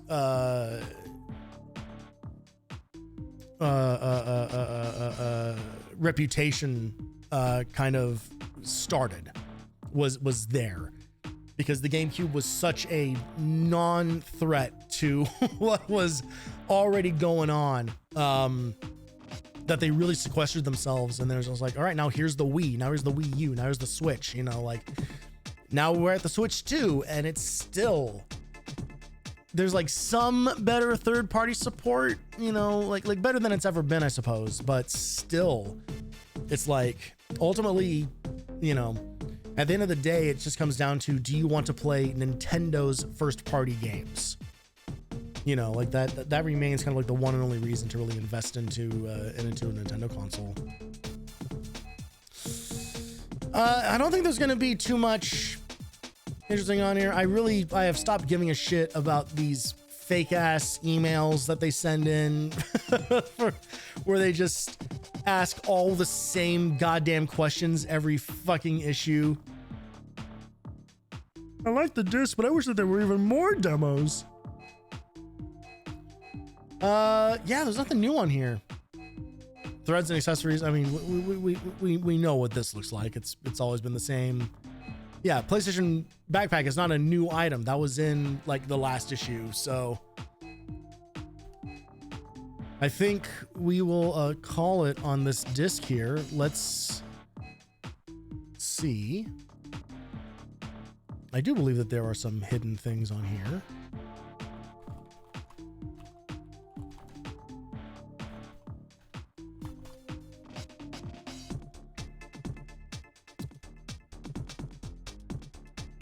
No, just a bunch of codes.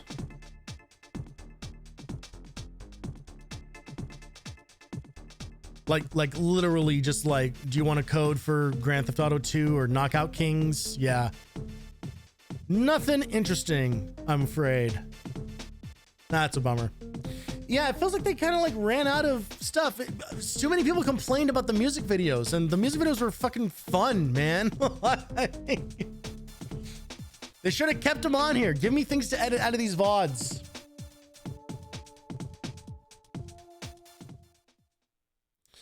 All right. Well, let's at least fire up the second disc here to see what demos are on here. And there may be some videos that otherwise we didn't have access to. Maybe some trailers for some of these games on here. Let's see what we got.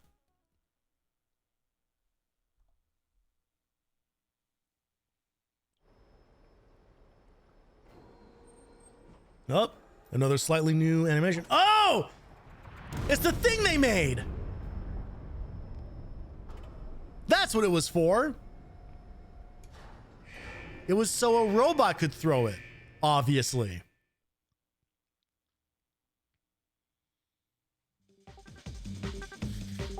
All right, so we got demos for Medieval 2, which was not as good as original Medieval, I'm afraid. Now the audio on this disc is way louder. Who was in charge of these things, man? Demo for Hot Shots Golf 2, pretty good game. Demo for Speed Punks. Demo for Ace Combat 3 Electrosphere. Fuck yeah. Hell of a game. Hell of a game.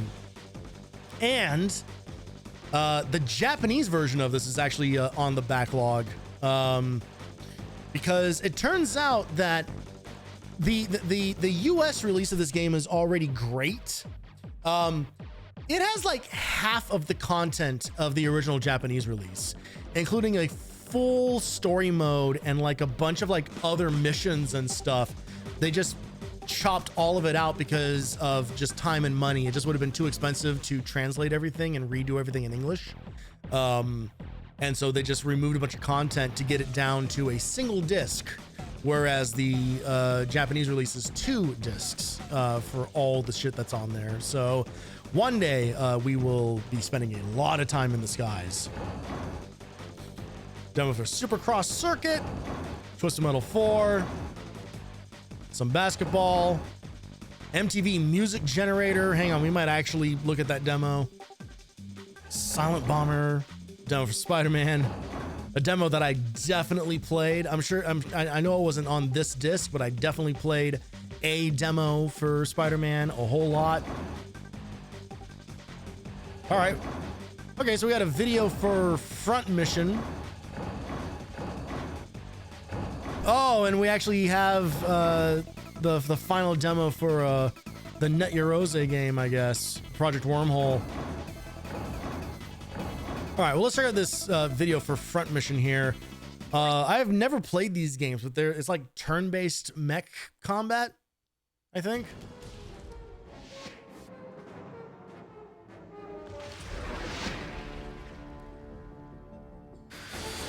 I do believe people like these games.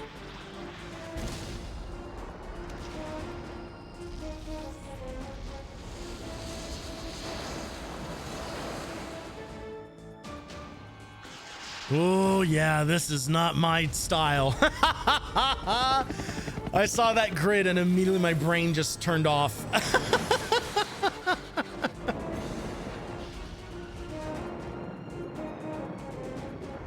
This CG looks pretty fucking intense, though.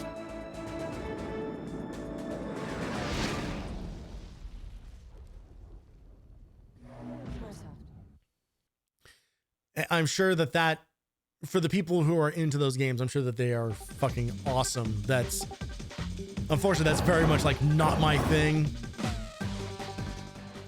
You're in tactical RPG territory, brother. Yeah, well, I'm going to very slyly and strategically just not engage. Okay, there is apparently a secret video for Syphon Filter 2 on this disc, and it's part of this, I guess it's the security code thing here, which if you've been noticing, it's been like flashing different buttons and numbers on the videos that we've been watching throughout. You're supposed to keep track of all of those and then put that code in here. But we're just gonna cheat at it. That was the wrong button. I immediately fucked that up. Okay. L2 triangle, L1 R1 square, R2 XO. Access granted. All right. Let's watch a training video for the sequel to the game we were looking at before. Logan, the following is an operational briefing designed to maximize your effectiveness in the field. Pay attention, and it may save your life. Use your on-screen HUD to keep track of enemy movements and evaluate potential HUD. threats. Your health meter indicates how much strength your flak jacket has remaining. When the bar starts to flash red, I don't think a single person in history has ever said and you'll start HUD. taking damage directly. At this point, 2 or 3 bullets will kill you, so proceed with extreme caution. Also, you should know, this game controls exactly like the first game. The meter appears I'm when sorry. you're locked on a target. The better your chance of making the shot, the higher the meter gets. When the bar is completely full, you're guaranteed to hit. Increase your chances to hit by getting closer to your target, crouching, or facing him more directly. Likewise, your danger meter represents the likelihood of your being hit. When the bar begins to flash red, Yeah, just run up to these guys just holding a knife. Take evasive action immediately. The radar shows the location of all known enemies relative to your current position. The color of the dots represents that enemy's threat level. If it starts to flash red, kill the target immediately or find cover. Note, only enemies you've seen or heard will appear on the radar. They have cheats on. You can Always see keep the your eyes health open. refilling. Just because the radar does not show targets does not mean you are alone. It's imperative that you keep a full clip and a round chambered at all times. Refer to the weapon icon on screen. The left number is how many rounds remain in your clip. The right number is your total rounds for that weapon. Press triangle to reload if you're getting low. You don't want to run dry in the middle of a firefight. I do By remember pressing Syphon the Filter start 2 being you can better pause the than the action first and one. access your HCD. Here, you'll be able to check your current objectives, But scan area maps. the equip unfortunate weapons, thing is and that review mission before briefings. we played through the You'll first also Syphon be Filter able to last change year, game options I and save your remembered current that progress to a game memory being card. a good game. Note, when you save your progress And then during an active it mission, kind of if you wasn't. choose to resume that save game at a later date, you'll continue from your most recently It completed had checkpoint. some real problems. In battle, Which makes me think that my memories of 2 and 3, which are both also on the backlog, are probably equally to change tainted. weapons, hit the select button. This will cycle through most of your arsenal. To get a complete list of your equipment, hold the select button down and use L2 or R2 to manipulate the weapon. This is just a full-ass tutorial of how to play the entire game. This This is crazy. HCD. Hold R1 to target lock a specific enemy. If you tap it again and hold, you'll target lock the next nearest It's so enemy. funny because this Target is locking helps such you like a focus on specific dry enemy that allows you and to aim and shoot at them while performing unengaging other way actions. Hold L1 of delivering this to manually aim information. your weapon. Use this function to look But I around the guarantee you, if I environment. had Target this specific disc, areas of an enemy's body. I would have watched this Note, 1,000 times. Different weapons yield different results when aiming. Because that's the kind of thing that I would do. I would just watch stuff about video games. It didn't matter if I had it or not. I would watch it, read it, whatever way I could engage with If you're it. good, you can also use the directional button at the same time to maneuver through any tight spots. While manually aiming, use these buttons to peek around corners. With a grenade equipped, your aiming cursor indicates where the grenade will land when thrown. While aiming, Kind of press and spoiling hold that the you can fire play as a button second and arc character in parts of the This game here. represents the arc that the grenade will travel when thrown. The longer the fire button is held, the greater the arc. Release the fire button to throw the grenade. Occasionally, you'll encounter enemies who pick their shots more carefully. When one of these snipers takes aim I at you, do you'll be still warned. love like the word run headshot animation will in this appear with a game. Like line it's pointing such an toward you. insane, If you see such this, an insane immediately gait. take cover. Yeah, there's Bear that in stealth mind, mission. when in There's the field, stealth you mission may I encounter remember. Hostile fire from civilian Fuck this part of the game. Law enforcement agencies can misconstrue your actions and may impede your mission. You should always try to find a non-lethal solution in these situations. Failure to adhere to this mandate will not be tolerated. You do not have a license to kill. In the field, you'll encounter many obstacles. We don't have license to kill Here is those a guys in complete list of the particular. actions you can perform to achieve You your can freely objectives and murder complete the mission. hundreds of other dudes. Like no Hold the X problem, button no to questions crouch. asked. While crouching, you can use the directional button to move in a crouching walk. Staying low is often key to avoiding enemy detection. It keeps you deathly silent, and you can sometimes hide behind terrain to avoid being seen. Also, while crouched, I can't believe that this is what this video is. hit the circle button to roll. This is an excellent What? temporarily Why? enemy's ability. Why is it just a full feature-length breakdown of all the controls in the game? Use it when standing. This is so weird. Weapon crates, lockers, switches, etc. The game came with a manual. Be used when a call-out appears above it. Holding the X button when standing near a ledge will allow you to lower yourself to a hanging position. Leave no In this stone position, use unturned. the directional button to shimmy left or right. We need to know climb back every up, or drop possible down. move, every To environmental jump across interaction. higher elevations, What hit the button does triangle what in key which standing below a context? ledge. In some Every areas, you can jump laterally from one ledge to waking another. moment of this To game's accomplish this, experience. just run forward off the edge and you'll automatically catapult through the air to land on the other side. In some areas, you can crawl through heating ducts. First, Yeah. remove the duct Let's explain how cover to by get into the shooting. ducts. Of Then course. Use the triangle button to pull yourself into the duct. Yeah, you gotta use the triangle Once button to do inside, that. Use the directional button to maneuver This normally. is insane. You can This walk is by applying actually slight pressure insane. to the left analog stick. That guy just stands Walking in place, automatically prevents you from takes falling 6 off bullets to the ledges and side. makes you move silently. You can also walk while wearing disguises by holding the X button. If you ever spot a security camera, stay out of its field of view unless it's turned off. Alternately, you can use an electronics kit to disable the camera. Occasionally, you will find yourself in areas that are pitch black. At these times, you'll automatically equip your night vision. There's a couple of things that we're seeing here that I In don't dark even areas, really enemies will have a remember. harder time spotting and shooting you.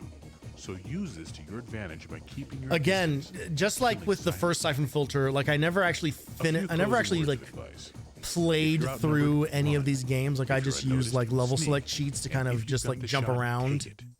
Make yourself an easy target for your enemies, and you'll wind up dead. So I always found these games really, really hard, and they are. They're difficult, and but not for the right reason. Well, thank God we know damn near everything that we possibly could. You have no excuse if you play Syphon Filter 2. You're legally not allowed to ask what any of the buttons do because we just learned every last bit of it. Okay. I want to take a look at the demo for MTV Music Generator, a thing that I heard of, but I have never seen this thing. I don't actually know what this is. Audition a riff, play a song, shortcut for editing areas, move around the screen, place a riff. Yeah, let's make some music. I don't know. It went fine. When we looked at Spice World, it was one of the most exciting things that's ever happened on this channel. So maybe this will bear fruit. Full version include thousands of pro quality music riffs and video clips in house, techno, and trance. 24 audio channels. It's actually kind of crazy. J-Dub, that is one of the least surprising things I could have ever heard from you specifically.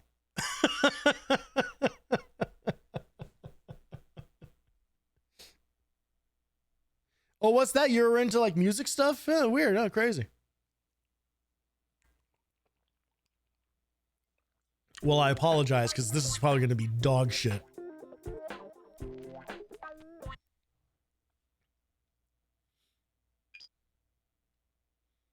Oh boy. Okay. Welcome to this MTV Music Generator demo. We hope you enjoy using the most advanced music creation product on any console. I mean, there weren't that many to choose from. It was this or Mario Paint. If you're into music, then we're sure you'll be into Music Generator. Something for everyone, from music jam and fun to advanced music making features that are sure to impress even professional musicians. The trade routes are in dispute. Only Link can defeat Ganondorf. Okay. Yeah, fuck it. We'll figure it out. Oh, Jesus Christ.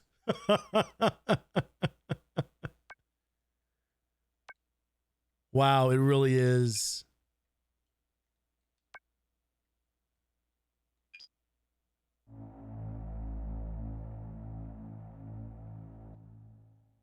It has to load every one of them. Wait. Okay, hang on.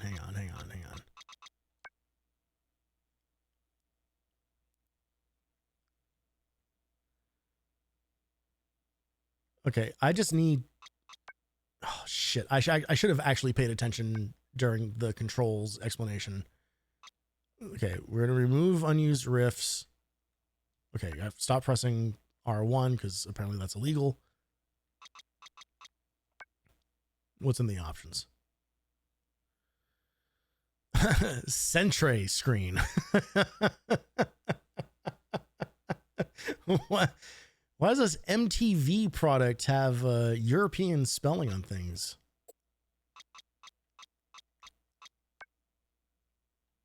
Okay.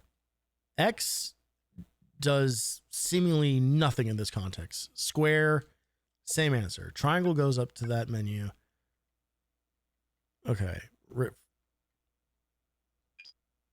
Okay, the library is L1. I've just been in other stuff, I guess.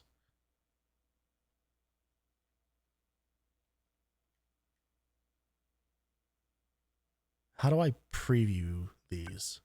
There we go. Okay.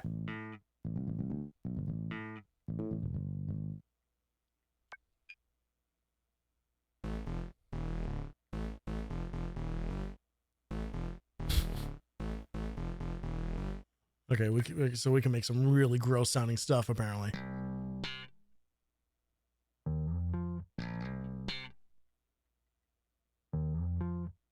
Happy plod.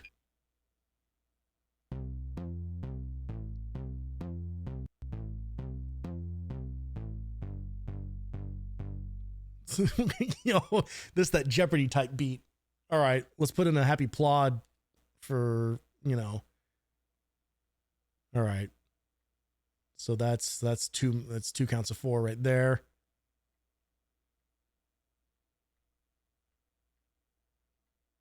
All right. What else we got? Low bends. I've experienced these.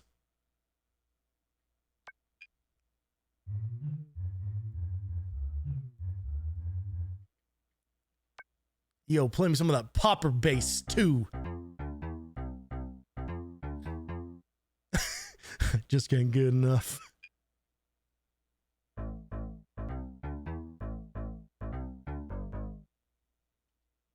All right. Let's put in. Can we not? Oh, wait. Oh, shit. How do we? Okay, delete with square. Got it. Okay, and then we'll switch it up for 2, and then we'll go back for 2. Should we find something for Happy Plod to turn into? Let's remind ourselves what this sounds like.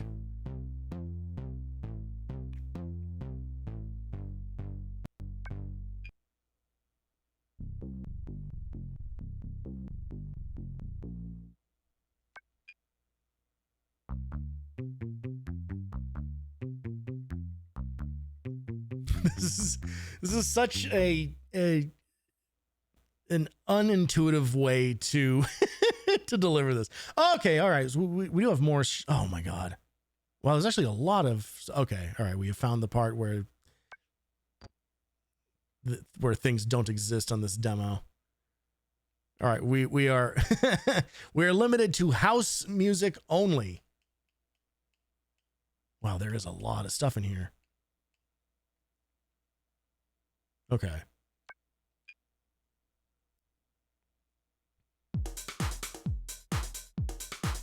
Now we're fucking talking.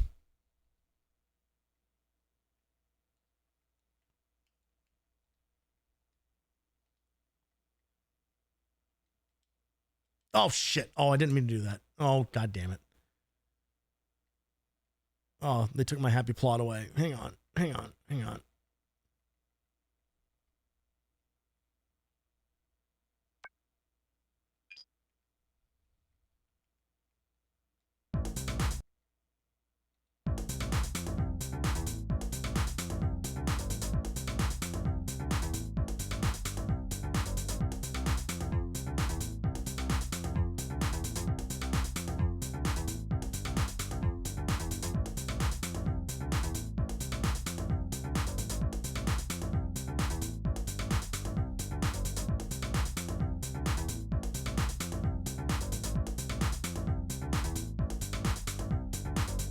With MTV Music Generator, you too can instantly create a music track featuring 2 not exactly congruous bass lines.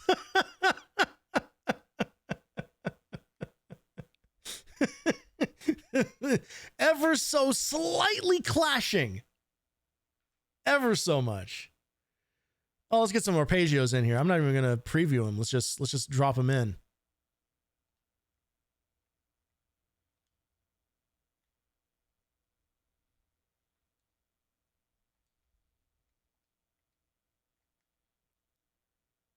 What else? What other? More percussion. And then obviously we're just going to end on a scratch. All right, here we go.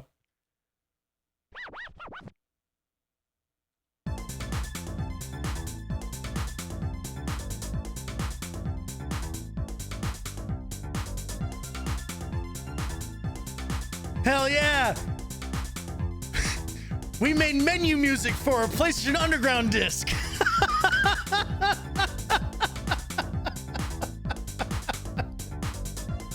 All right, who wants to see a demo for Soul Reaver? Coming up next, Project Wormhole.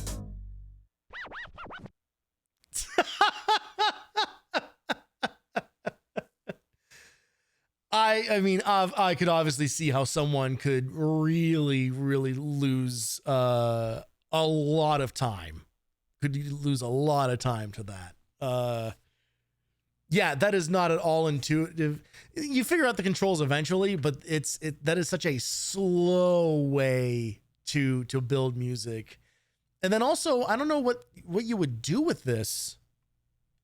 Wait a minute. I forgot there's video tracks. Hang on. Yo. Yo. Okay. Hang on. Okay. Obviously, we want some Acid World in here. Just drop that. Chat, we are going on a trip.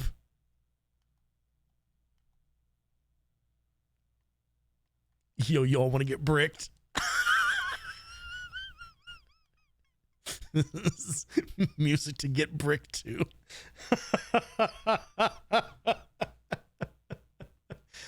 Oh, yes, we are absolutely going to be simulating. Everyone, get your wallets out. They're going to need to put them under your tongue here in a second. Oh, this is going to absolutely suck. Oh, there's so much other stuff. Alien skin background. I don't know. All right, we might not actually be able to see. We may have layered this in the wrong order. Anime? Yo, let's just drop some anime in there.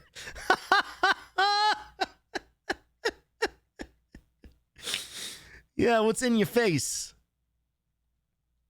Oh yeah. Okay. Yeah, whatever that just random assortment of shapes is meant to be.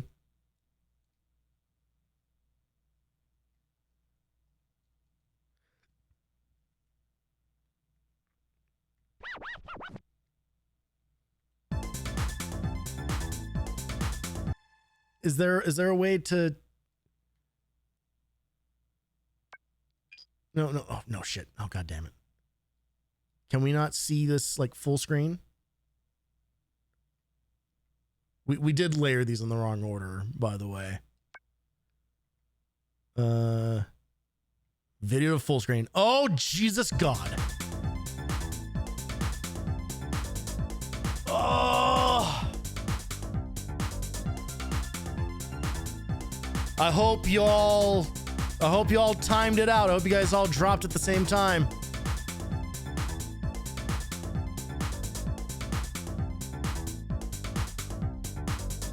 Should be kicking in right about now.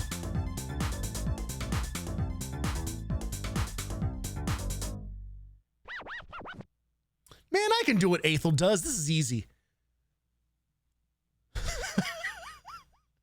All right, let's get out of here. Let's move on to disc 2 of the night.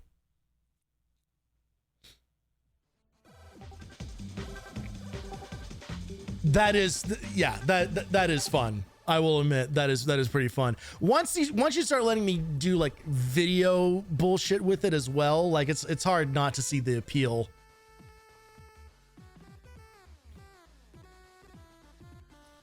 All right.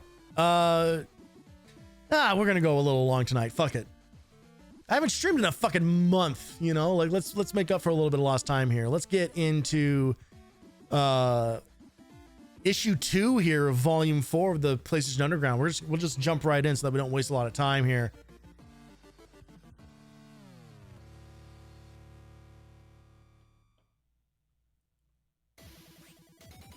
Let's see what the second half of the year has in store for the soon-to-be dead PS1.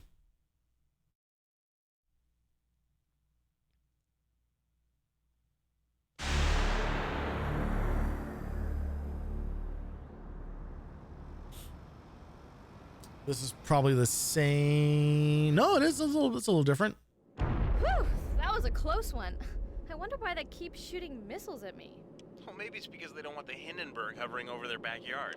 Very funny. So PlayStation 2 is just a few months away. Tell me you're getting one. Are you kidding? With so many games available at launch, you know where I'll be on October 26th. I can't believe you get all that gaming power for only $299. You and me both. Oh, sorry, gang. Maggie here with the summer issue of the PlayStation Underground. We started things off with a trip down to Neversoft to talk to the developers of Spider-Man. I've never seen old Spidey looking so good. For those of you who saw the Legend of Dragoon teaser, I didn't realize that Spider-Man was so late. More, you got it. Check out the new behind-the-scenes segment. We went up to Vancouver for the Slam City Jam. We wanted to find out what real skaters thought of SCEA's new Grind Sessions skating game. All right, we're getting some skateboarding. Then it was back down to E3, where Malcolm in the Middle's Frankie Muniz kept one step ahead of security to report on the PlayStation 2. Check it out. Oh, do you think he remembers this? What issue of the Underground would be complete without codes, downloads, and demos? Head to the vault and try Threads of Fate, Tenchu 2, and Chrono Cross, just to name a few. That should keep you busy for a demos. while. By the next time I see you, PlayStation 2 will have hit the stores in North America. If you are specifically looking for like giving you the day off. Japanese culture adventure games, no Tekken for you.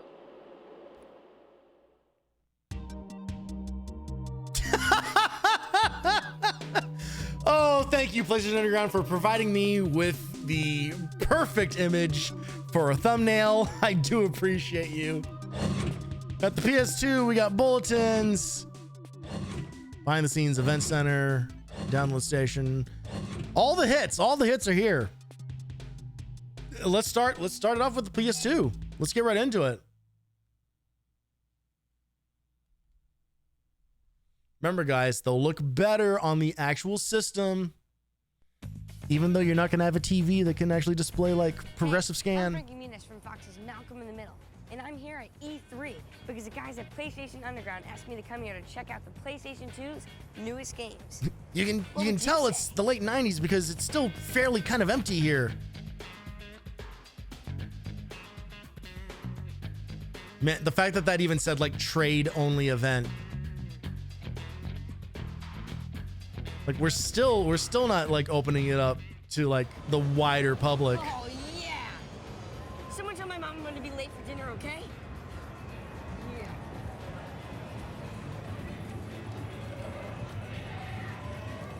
That's real good acting there, Frank. You can't be in here. But I'm Frankie Muniz. I'm working for PlayStation Underground. You might know me from a hit TV show, Malcolm in the Middle. Yeah, right. Look, ready. Frankie. Right, kid. Unless you're 18, I can't let you in here. I know you might be someone important. You gotta go. Come on, right this way. Let's go. Hey, am I really on camera? Check this out. Hey! Because E3 isn't open to the public, and no one under 18 is supposed to be allowed What in. is happening? What is this bit? Why is this man in a raincoat chasing after the child actor Frankie Muniz? Metal Gear Solid 2 shows... Frankie, you're a better actor than that. Stop doing that bullshit with the controller. Ugh! For example, if you're in a hallway and you're being attacked and you see some steam pipes overhead, you can actually shoot at them. One of the single most annoying things in the world. Solid Snake is back. He's got more animations, more actions, more moves. The soldiers are back. They have Look better at AI this and different attacks. nerd talking about one of the best games of all time. It's so dry. It's there really to enhance gameplay. For example, if you see a shadow on the floor, that's a clue that your enemy might be approaching. You can shoot out the lights. Your opponent will then be at a disadvantage, and you can use your infrared glasses to see him. It's all part of the strategy to create an immersive and completely realistic world in which you feel the heat, you feel the humidity, the tension, the suspense building. It's a completely immersive and realistic world. This man works Metal Gear 2, for Sons of Liberty, Konami. PlayStation 2 will be out in fall of 2001 from Konami. Oddworld inhabitants And have made some can't bring amazing himself to sound excited at all about it. Oh, Munches. Oh boy. This is Oddworld Munch's Odyssey, the second game in the Oddworld Quintology. Second game of which there are 5. This time you play Munch. He's the last of his kind. He's an endangered species. His whole mission is about bringing his race back from the brink of extinction. And where's God, he at? Lauren He's in a Lanning. medical That's testing facility. So you got to break him out. You got to help him. a name I have not heard or thought about of in a very long time. Adventure, role-playing strategy, simulation, all seamlessly gene-spliced into one game. What's crazy, I remember this footage. I remember this fake ass footage. He throws him out the window and then he's gonna splat onto the ground. Total bull shots. Total bull shots. That is not gameplay footage.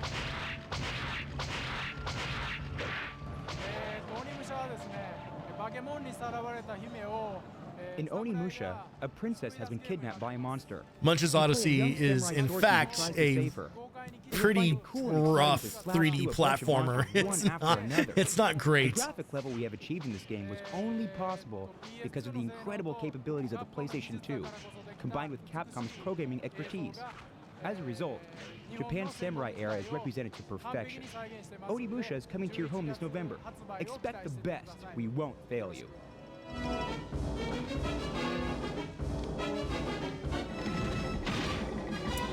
I'll eventually get around to playing these games. On the backlog exclusively because I always thought that they looked interesting. And now they're all coming to Steam, so it's not really a better better time to go after them. Customize your mechs. There's 49-step ladder for single player. There's 35 new single player missions. Played the first two. It's like they still have premium backgrounds on PS2. Yeah, I mean, we were still kind of like blending between some of that stuff, you know? Interior and exterior weapons, which allow for different kinds of targeting. It's going to be out 4th quarter. Everybody keep your eyes out for it because it's going to be great. I think like Devil May Cry has like a weird kind of like hybrid of like pre-render, but with actual like polygonal stuff in there too. Like there's it's an interesting couple, it's an interesting like transition period between the PS1 and PS2 for sure.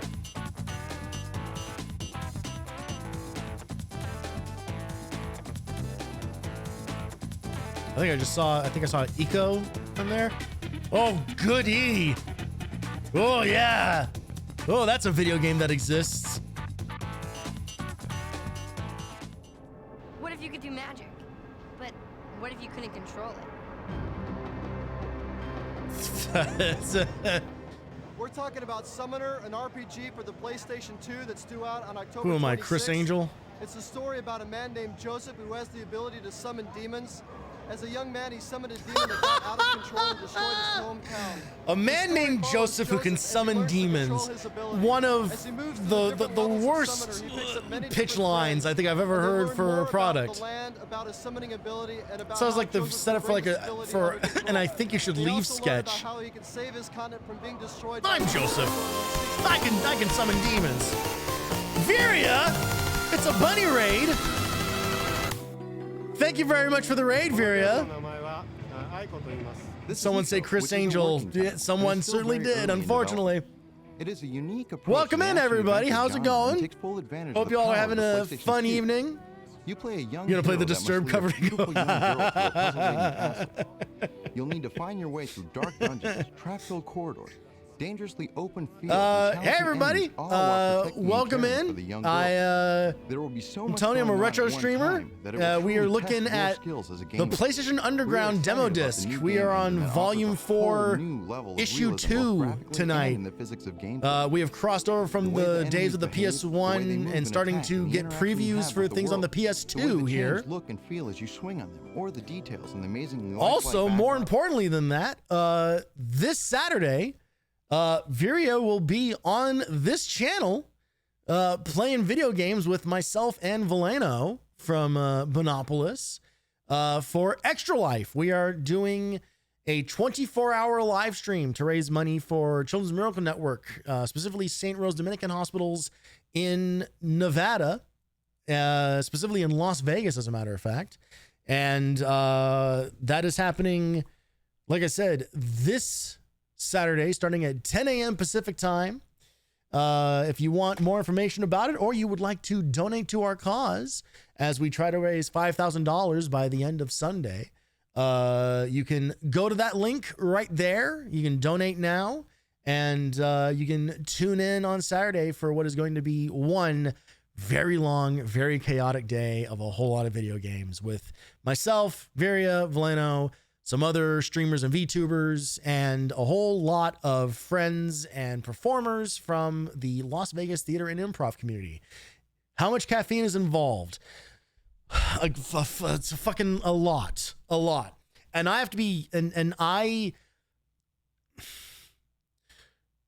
there's a good chance I won't have any, or if I do, it'll be very, very minimal, because with the with the lifestyle I am on now, caffeine is more of a hindrance.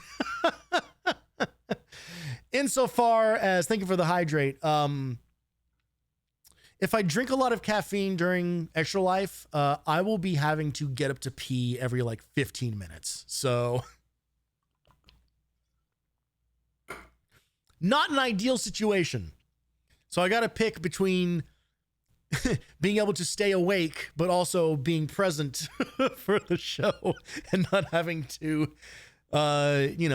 remove myself. So burn to the ground. Yes, very much so. Burn to the ground, indeed.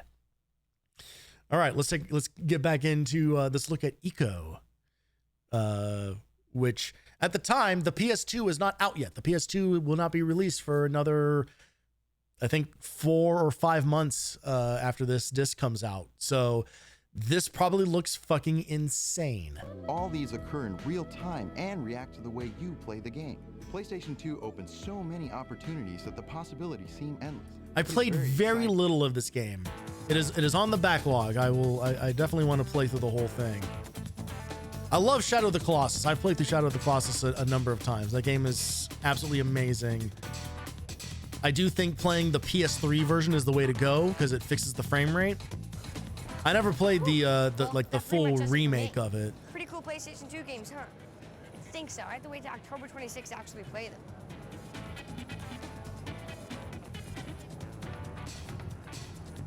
What? I'm just borrowing them for a while.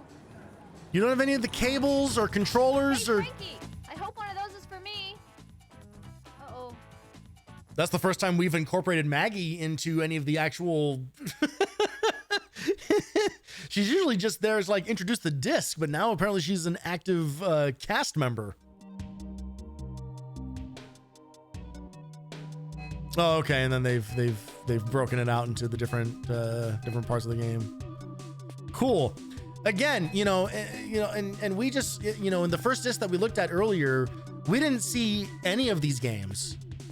It was completely, other than Onimusha. I think Onimusha was the only repeat out of everything. Like, PS2, I think PS2 may have had one hell of a launch library available for it.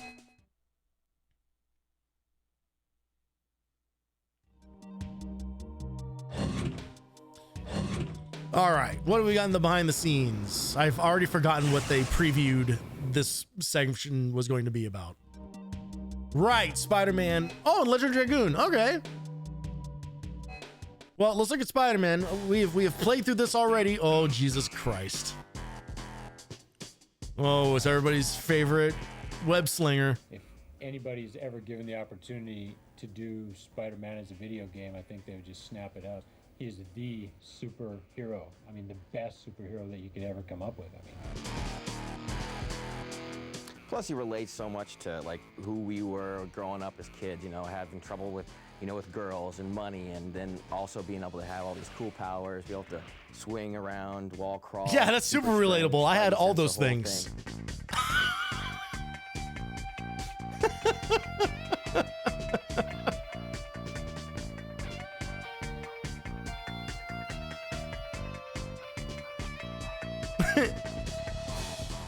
Had problems with girls, had problems with money, and my superpower was having problems with girls and money. We try to do, the guy can go anywhere. And then the day we got it working, it was one of the happiest days of my life. I know that. Is that the bank ahead? Yes, but be careful, Spider. I saw the chopper dropping off armed robbers on top of the bank. Well, it was the day we got Spidey. You could jump off a building, hit your swing button, swing to a building, crawl up, go over like, you know, nice complicated surfaces, pop down, and then start fist fighting with a bad guy that's, you know, try to ruin the world. And we just looked at each other, all laughed and smiled and said, we got something. It's really fun, even just to move the character around.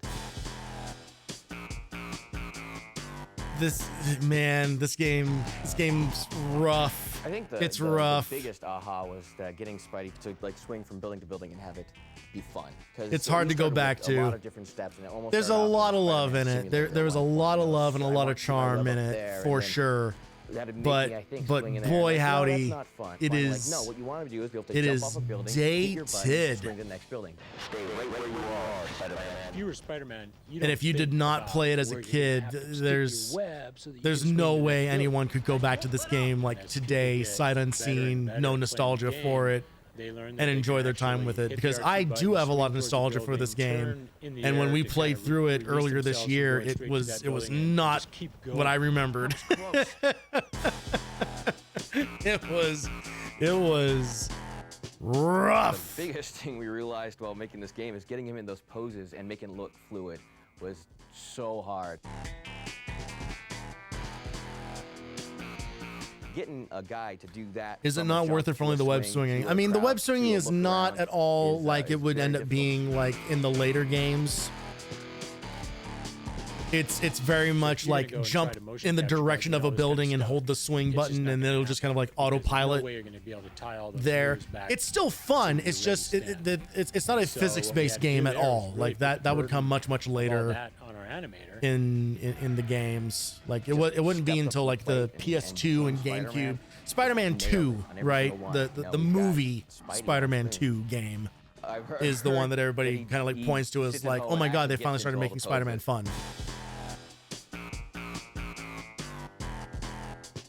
Chad's he totally kept us in line with making sure that everything was right for all the what you call core Spider-Man fans that are out there.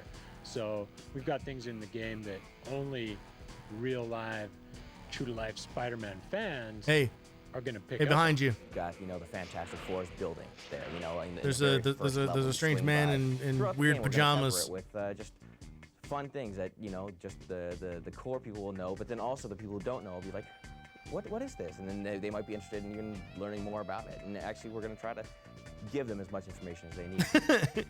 We want something for the real fans, so we put in a building with 4 on top. Webhead. Spider-Man?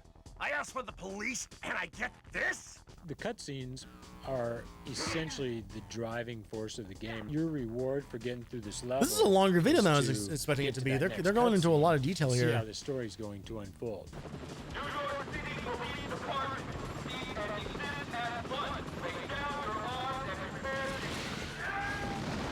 We've really stuck to the book on almost every single thing, and we've tried to make it the, you know, perfect Spider-Man game. He does the right web stuff, he has the right attitude, he has the right quips that he makes. I'm sorry, guys. Am I late for the party? We even included a plot point about how there's noxious gas being pumped into the city to explain why there's PS1 fog in the game. And we got a pretty damn good feeling. Testing a video game's a difficult thing to do, but we've learned a lot over the years. For example, like on the Tony Hawk game, we've got the professional skaters coming in, helping us with the game, testing it, giving us advice. So on Spider-Man, you know, it's kind of like the same So thing. on Spider-Man, we've got professional spiders to come in and see if the game controls like they wanted it to. Oh, and Spidey, could you use maybe the front door next time? Yeah, no problem.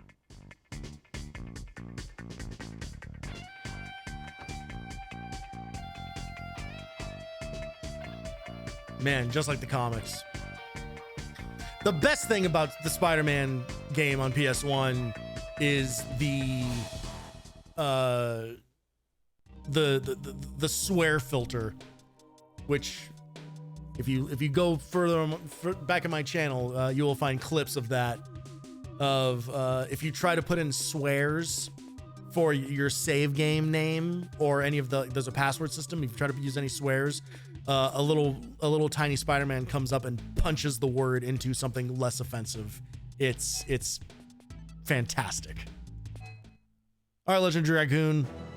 Give me some JRPG goodness here, baby.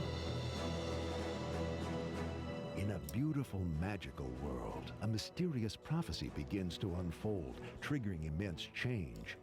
This game is on the backlog. This will be an actual like undertaking when at some point in my life I don't have 1,000 things going on. We'll just dedicate some serious stream time to playing through a whole ass JRPG, I guess. We got close with Kudelka, but Kudelka ended up being a lot shorter and a lot more straightforward. Legend of Dragoon is like a proper ass rushing to control it and game. They've plundered the village you grew up in, killed your 30 years or so. I said less busy, not dead. 10,000-year-old legend that unveils the secrets of I like this game quite a bit. The environments are super impressive. Yeah, everything I know about this game is that it's basically like super just gorgeous. Natural warrior known as a dragoon. Thus begins the Legend of Dragoon, a sweeping new epic journey of mystery, romance, and magical combat. 3 years in the making, spanning 4 PlayStation CDs. Chonky boy. We only scratched the surface of this deep game, says DailyRadar.com. Well, Daily Radar is existed for that long? Holy shit. RPG hit on its hands. I don't know if that website went back that far. Magazine, the Legend of Dragoon is destined to become a PlayStation classic. Forget any others.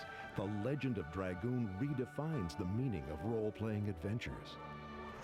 I mean, I think Legend of Dragoon would unfortunately get kind of buried by the whole PS2 release, but several new features pull you deeper into the story.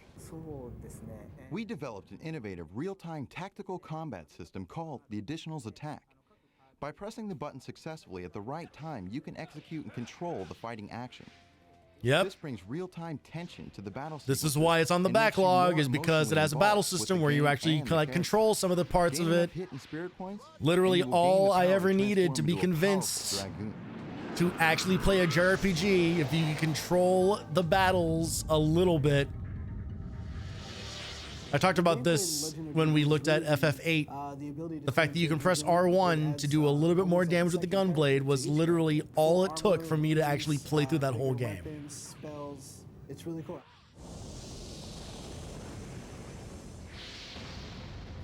Whole day, go burr, exactly. There are 9 highly developed playable characters with over 200 enemies, over 200 items, and more than 80 hours of deeply involving gameplay. Oh god, that's so many streams. Vengeance, betrayal, a struggle with destiny, both good and evil. I'm gonna have to stream like every day for a month. Sweeping epic. The best movie of the summer just might be on your PlayStation disguised as a game. The demo is waiting for you in the vault.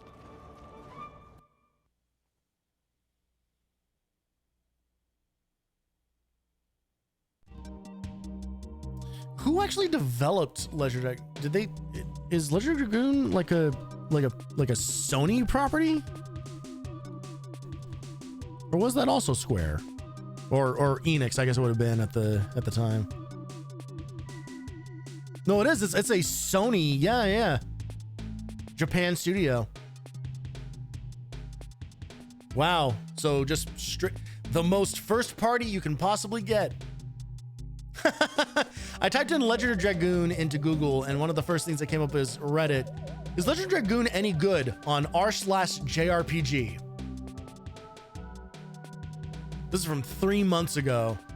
Saw it on the PS Store and was thinking of purchasing it, but then I looked up some reviews and they all look pretty mid. 7s out of 10s, which is high.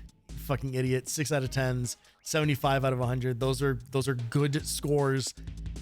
Is this game really mid? It reminded me of Final Fantasy VII Original, and I really enjoyed the game.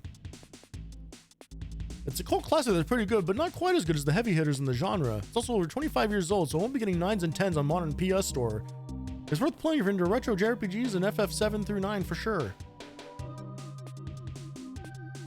I think they wanted it to specifically compete with Final Fantasy. Yeah, that tracks. Who wouldn't? Like why wouldn't you go chasing after that? You know?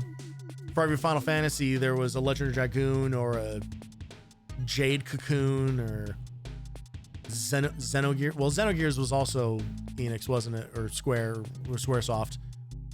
So I guess that's probably not a great way. Tries very hard to be a Final Fantasy, but has its own identity to some extent.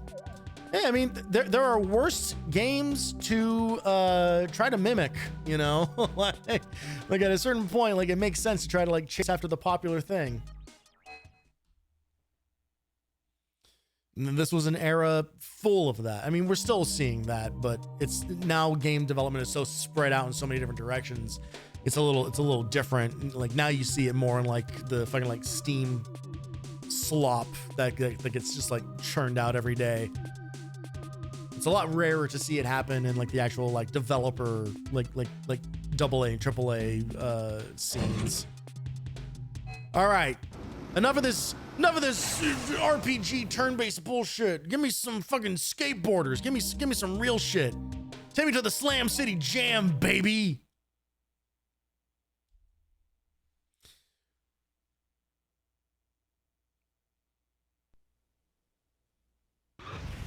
Jesus Christ.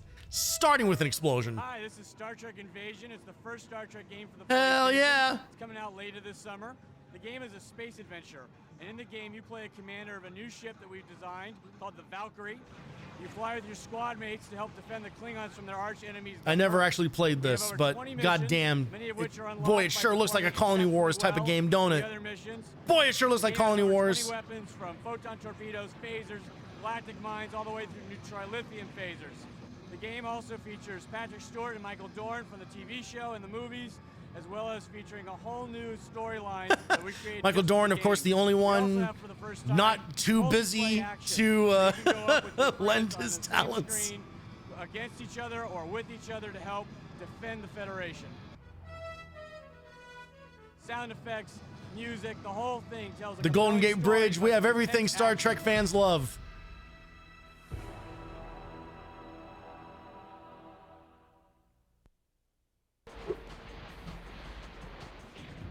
Spyro Year of the Dragon, we have done more with variety and gameplay than Fuck we've done in any yes. of the previous games.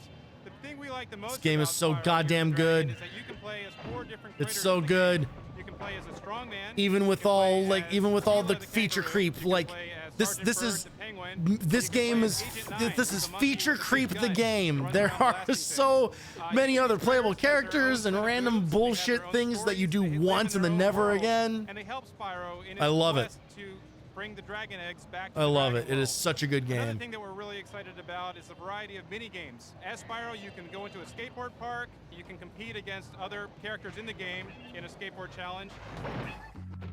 The skateboarding controls a little better than you think it would. Not much, but it is okay and playable. Really increase the variety just 100-fold. The nicest thing I can say about a skateboarding mini game in any video game ever. Behind me is Dave Muir Freestyle BMX, published by Acclaim Entertainment. Stop yelling at me, Sean, please. PlayStation console. Dave Muir, Roy Nyquist, Ken Harkin, Lee Ramsdale, Mike Laird. We got tons of them. They're the best. Sean, you have to calm down. Think of your blood pressure. This game is you can literally make your own tricks. You can make tricks, big out tricks, and take modifier tricks and make all new ones, making thousands of combinations. Okay, okay. Ever in a video game. I'll buy it, please. Just drink some water.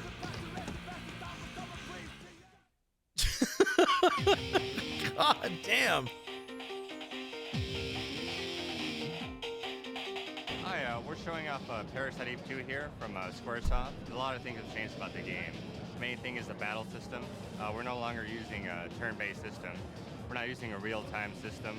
Yeah, it's now more like an actual action game. And people have really mixed feelings about that. From the monsters, you're encouraged to fight as much as possible. She has a lot of new weapons. She has a flamethrower, grenade launchers, a railgun, and there's a gunblade somewhere in there too. We've yet to play this. It is on the backlog, so we'll definitely be playing through this someday. But so essentially, your magic develops. it is weird that they just like abandoned the whole turn-based thing, because coming out in September. So keep an eye it was out. really interesting. It was really. It was an interesting gameplay, and I gotta, like because we played through the first one. What was that? I think that was last year's. Because no, man, it is crazy how all this stuff kind of blends together, because I think last year for like end of year we played through Silent Hill. So when did I play through Parasite Eve? Did I play that my first year streaming? Was it really that long ago? Was it two? If that was actually 2 years ago, I think I might have to go. I think I might just have to stop. I think I might just. that feels impossibly long ago, but it could have totally been. But I really enjoyed my time with Parasite Eve. It was a really fun game. It doesn't make a fucking lick of sense. That game's story is total dog shit. It is so much meaningless nonsense. It is total garbage. How fucking dumb that game's idea of a story is, but I loved it. I had so much fun with it. It was also a lot easier than I expected it to be. Like it's really straightforward. Like I think I died maybe, I don't know, 3 or 4 times in the entirety of that playthrough. And one of them was due to some bullshit that like the final boss does, where I basically got caught because it's like a chase sequence. And I got caught because I got like stuck on like a door or whatever, and it didn't pause the boss's movement. So you're stuck fiddling with these fucking controls, and the boss is still like crawling towards you, like while there's like text on the screen or whatever. So I ended up having to do like the entire boss fight again, which was a real bummer. But other than that, like it was really neat. Like I love that game's style. That game has such a great like tone and atmosphere to it. The presentation is phenomenal. Like every time they would go to the scene of Aya, and was it Brad, I think was her partner, like in like the car, and they would have like the texture going past to make it look like street lights and everything. Like it looked fucking cool. Like it is a cool looking game. And I had a lot of fun with it. So I'm definitely intrigued by the second one. You know, like we're definitely going to play through it one day, but it kind of bums me out a little bit that they moved away from one of the more interesting aspects of the first game with the whole turn-based kind of like grid distance thing. And instead just made it, it's like, Resident Evil's too popular, so we need to actually make a Resident Evil game.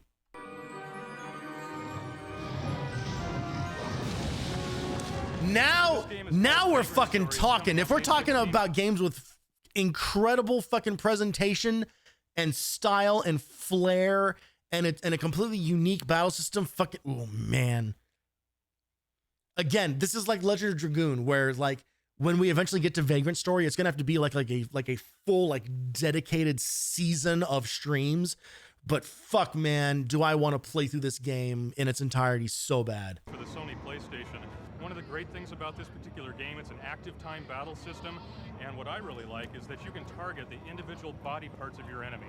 So you can slash the legs to reduce mobility. You can slash Look at how arms fucking good this game looks. Defending themselves. It's a huge mage-type dungeon. It takes about 40 hours to get through. And finally, my favorite part of this game is the chain reaction of this game's cutscene direction. Like, fuck, listen. Listen, we all love Metal Gear, and Hideo Kojima is, you know, a mad genius monster creature from some fourth dimension or whatever. That game can take a fucking back seat way in the back of the bus compared to the cutscene direction of Vagrant Story. What this game does with, oh my God, it's insane. Like what?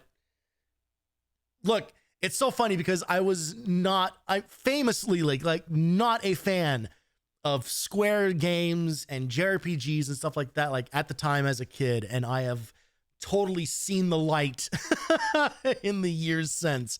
I have seen some of the cutscenes in this game, even removed from their gameplay contexts, and cannot believe some of the things that they pull off on the PS1, all in engine, not pre-rendered. It's Ugh. timing, you can actually keep hitting them for more and more chain effects, all the way up to my personal best is 40 chains in a row, so you can easily wipe out an enemy. It's a great game.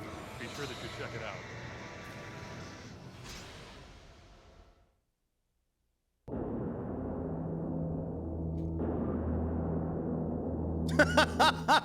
And then there's this. Adventure game. It's a game about a new experience of fear. When you arrive on the island, you don't even know why you are there and what you have to do in order to survive in this hostile environment. I've actually not played the Alone in the Dark games. I just know that the longer it went on, kind of the worse the series got. And then they made that weird like reboot thing like a year ago that was closer to like, it was like a point and click adventure, but also what if it was like Man of Medan or The Quarry or Until Dawn, like one of those types of games. And it seemed like no one was really into it. This is the Jurassic way of welcoming guests. Not exactly the red carpet treatment. Just no response. Immediately reminding me, yes, I know, we got to get back to Dino Crisis. I know, I was out of commission for a month, goddammit. Get off my back. Dino Crisis 2 is one of our features titles this year. It features all of the action that you've loved about the Dino series, but it's added a lot more. Basically, when you run through the game, you play as Regina or Dylan. Dylan is sort of this new, rough, tough guy. The name's Dylan.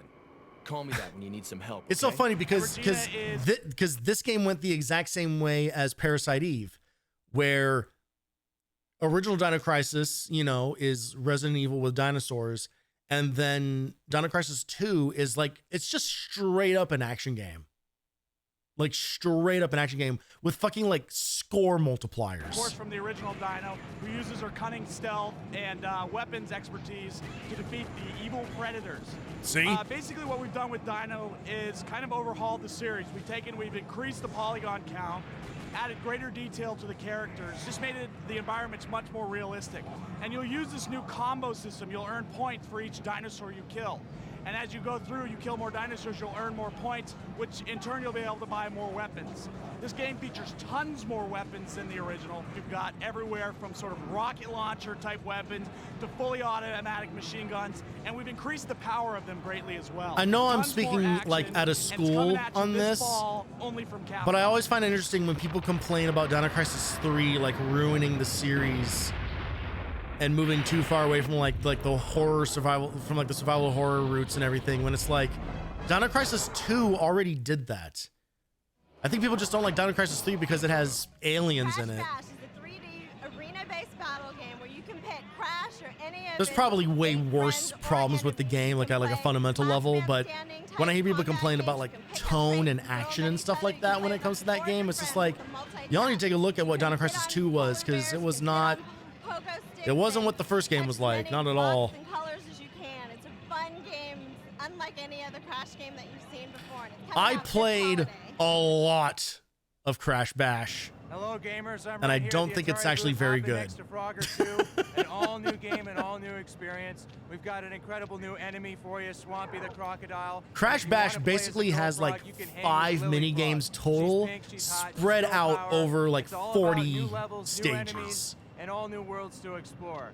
So come check it out. We'll be out in September, and it'll be ready for you. Have a great time with Frogger 2. But I think I like S ranked that game. Welcome to the wonderful world of Simpsons Wrestling. We are so excited about this product. We got a ton of features in this game. We got your Homer, we got Bart, we got Krusty, we got all of them. Oh, this game is He throws it at you. You got an the Bumblebee actual Man. trash fire put onto a black CD. There's so many different aspects and levels of this game. It's going to be a great experience for everyone in the entire family. No, it's Even not. In the single player version, you can No, it's fight not. It's against going to be Patty and barely Selma, the playable tag team, Burns and Smithers. So all these different aspects are included. and including cheap insults, as fuck. grappling, special maneuvers, including like body slams. and You're going to that kind of put a thing. character in your game who's going to be the final boss, whose special move resurrects him with full health. So you need to knock that motherfucker down like 6 times in order to win the game. Bad game. Simpsons Wrestling, bad game. You don't need me to tell you that, but I'm just reiterating it for all the kids at home. Oh, okay, that was the E3 roundup. Okay, now we're going to the Slam City Jam.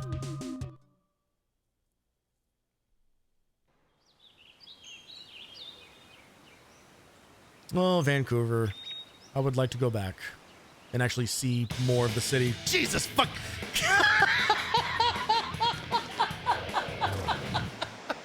Never mind.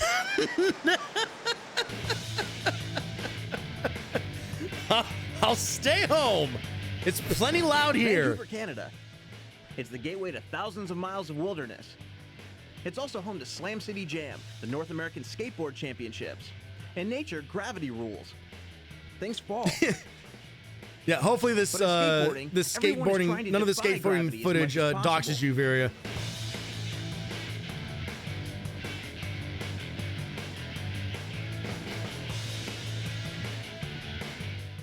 But try to find rain. it, and eventually I think they had to by default, didn't the they? difference between falling and flying is a matter of control. I think it would have been more impressive to show a sunny day there. This year at Slam City Jam, there was a new way to defy gravity. PlayStation kiosks were set up to introduce a new game called Grind Session. Grind Session They were is an set up awesome game. on a corner on this weird wall over here, outside of sight of basically everyone. Lots of detail. I just pulled off this 360 and real nice grab on it, and I just didn't think I would land it, but it pulled through at the end, so it was just Yeah, awesome. I'm sure all these guys had a great time playing significantly inferior Tony Hawk Pro Skater. You can get on fire in that game when you get a lot of chicks, and I was just smoking it. Not only was Grind Session at Slam City Jam, but Slam City Jam is in Grind Session. You can skate the championship course. Yes, for we need yourself. footage of a 13-year-old boy saying One I of the was people smoking checking out it. Grind Session was Ed Templeton, who's one of the 6 pros featured in the game, along with 4 amateur skaters. It was fun working with a game developer, working on the different tricks, and to make sure it was a quality game. And those guys really did a good job on making that really realistic. I don't think you were there for the end of that there, Ed. It's hard to explain why. I think if you saw what this game ended up looking like, you would not have called it a quality product. And it's totally fun. It's the best thing you can ever do is to make a living out of the thing that you enjoy the most.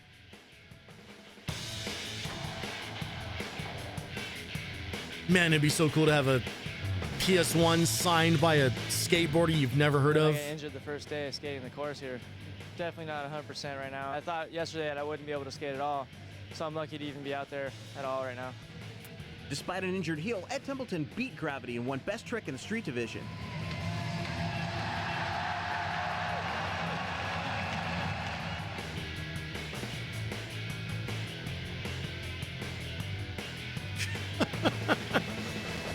God, this era of how to film skateboarders and all like the wipeout Lately I've learned montages and take the slam if it happens.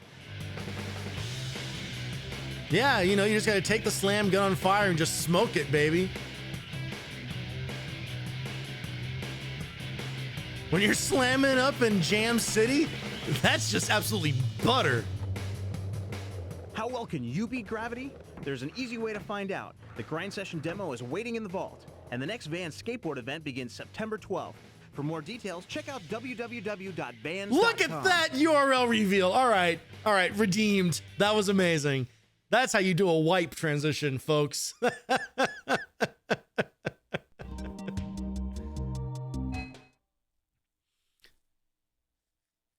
I like how that was mostly about how there was a skateboarding thing where they also, off in some weird dark corner, had a fucking Grind Session on there. All right, let's get some more behind the scenes, baby.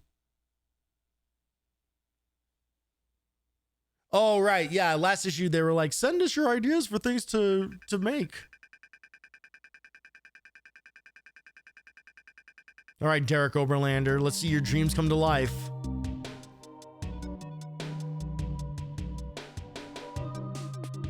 I mean, Mech Warrior, it's not. Why'd they make it longer? Like he has like this like stout thing. They didn't give him the arm with the Gatling gun. Hello, follow the blueprints. Derek took so much time labeling things for you. Bad job, PlayStation. Bad job, PS Underground. You didn't do it. You didn't make it happen. All right. That is it for this disc. Any cool codes on this one for anything interesting? It's probably just going to be just more like cheats. Yeah, it's just more cheats. All right. Let's quickly load up the disc of demos here.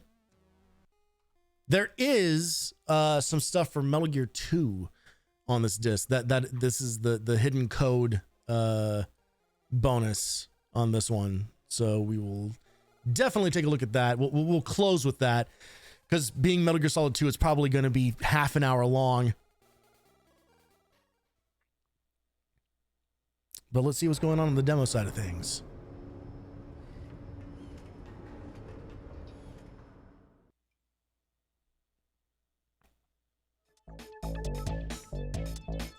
Okay, demo for Legend of Dragoon and Grind Session.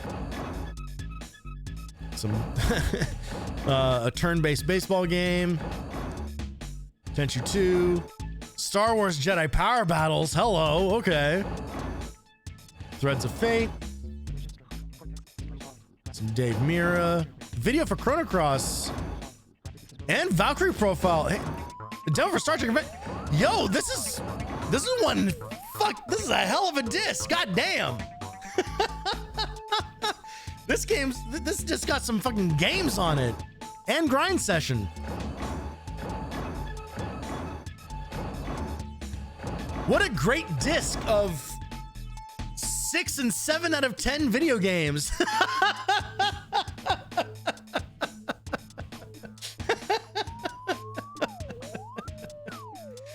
Honestly, like this is like comfort zone for me, you know. Games that weren't perfect but had like a lot of charm and, you know, some good stuff about them. And Jedi Power Battles, you know. If I could repeat my joke with a different proper noun in place. All right, let's look at this video for Chrono Cross. A game that I guess nobody likes because it's not Chrono Trigger. Is this game actually bad, or is it only bad in that it's not Chrono Trigger? Is that it's not as good as Chrono Trigger? Because I feel like that is the thing that I hear the most about it. You like it better than CT? Okay, all right. So if a fan exists, I think I actually do have this on the backlog because I was always curious about it.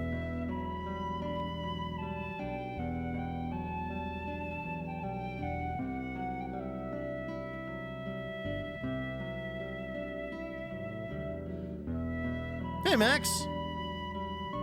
Opening banger. Yeah. Deconstructionist sequel in the same way that MGS2. That's interesting. That's very interesting. I will say I added to the list of Tony's hot takes. I'm not that big on Chrono Trigger, to be honest. That comes more from just like a gameplay and stylistic side of things.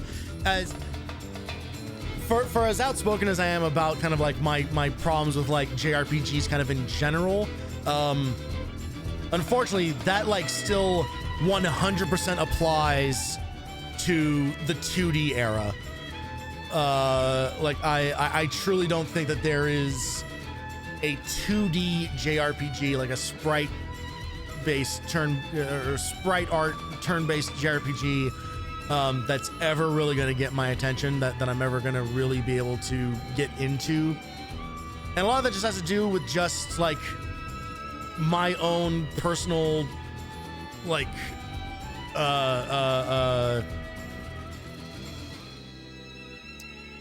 attention span, you know. I need like the summons, I need the fancy visual effects, all the particle systems. Like I need the combat to look like magical and impactful and stuff like that. And you don't really get that in a lot of those games. So as much, I like CT, but FF6 is their best 2D, in my opinion. Yeah. As much as I can appreciate like what Chrono Trigger is doing, and obviously it's beloved for a reason, it's just very hard for 2D JRPGs to just hold my attention for very long. There's just not enough going on visually that can keep me engaged with it. It's one of those things where it's like, so I guess like watching like other people play it or whatever, like I can get into, because especially if they're enjoying it more, you know, like I can appreciate it more. But I think there's also like a very heavy dose of nostalgia that goes with that as well. You know, like if you grew up playing Chrono Trigger, and I think that this is true of well, obviously this is true of kind of like every video game ever, but I think especially for like JRPGs, there is very much, it's kind of like if you weren't into them as a kid, it is difficult to go back to them and have like that same level of connection to them and enjoy them in the same way, because they're no longer like revolutionary as they were when you played them the first time.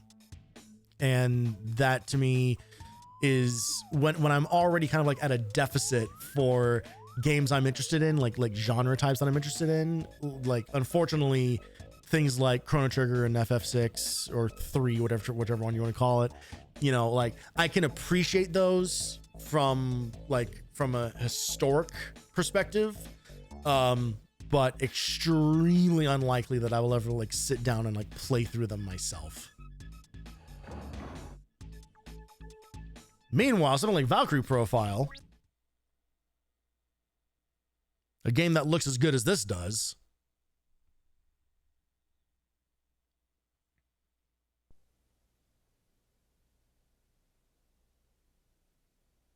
ooh, listen to that hum.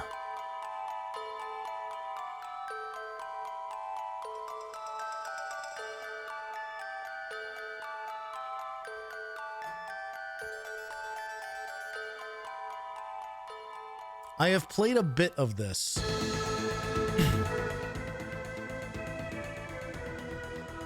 Ooh, the color grading that they have done on this is not doing this game any favors.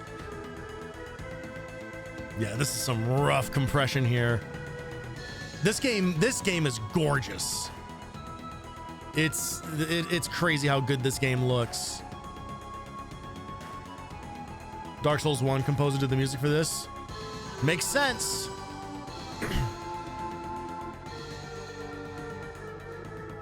That makes a lot of sense, actually.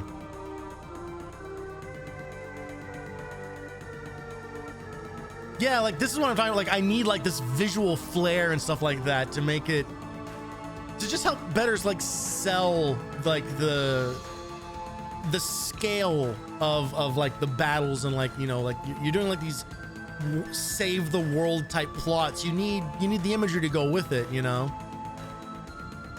And that was just very hard to communicate on the Super Nintendo. And it's not the Super Nintendo's fault. Again, I'm not blaming the system or anything. It's just in order for me to stay engaged with it, like I need something that looks like that. I need games that look like Valkyrie Profile, with like that level like flash and flare going on. Unfortunately, Valkyrie Profile also features a system where you give gifts to Odin, and if you don't give the right gifts when you're supposed to, I think it locks you out of the good ending of the game. So that's a real fucking bummer, because the moment-to-moment gameplay is terrific, but then there's like all this progression that's basically locked behind needing like a guide in order to know what the fuck to actually do, and that sucks because it makes it really unlikely that I'll ever get played. Totally locked when I played it. Yeah, that kills me, man, because I would like to play through the game, but I don't want to play through the game like with a walkthrough open at all times, and unfortunately it seems like it's one of those games where you kind of have to do that if you want to see everything that the game has to offer you. All right, let's put in this code to watch a trailer from Metal Gear Solid 2. It'll be hilarious if this is just straight up the same thing. You might like Legend of Mana, another strange sequel with a beautiful visual style that I like better than the original. Actually, I don't like Legend of Mana for a similar reason. Because Legend of Mana, it has the system where you like build your map out, right? Like you can create the buildings and the environments and stuff like that. That's Legend of Mana, right? Because I played like a remake of it or something for the Switch. Yeah, same thing as Valkyrie Profile. It's the same problem, where it's like, again, the moment-to-moment gameplay, awesome, sign me up, I'm all for it, let's do it. But as soon as you get into, oh no, you need to make sure that you start your map where there's like exactly 3 water tiles and 5 dirt tiles and a mountain path, and then lay out your village in exactly this order. It's just kind of like, fuck, man. Like, god damn it. Like, why are you putting all this other fluff in here that like prevents me from like seeing the game part of it? Do most stuff without worrying about that? Yeah, maybe. I don't know. I'm more likely to go back to Valkyrie Profile than I am to Legend of Mana, if I'm being honest. I'm more likely to go back to Secret of Mana than Legend, because that one is a more straightforward, just like action RPG. Okay. Security code time. It's going to be really funny if this is literally just the same Metal Gear Solid 2 trailer that everyone is very familiar with, but just compressed to shit to fit onto the PS1.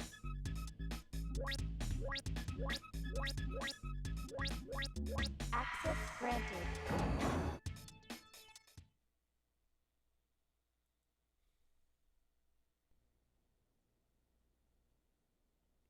Closing out with an absolute fucking banger.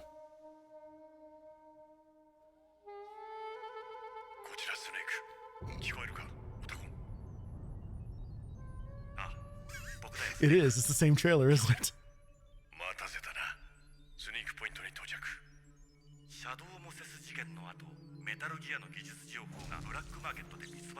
It's so strange hearing this with the Japanese voices.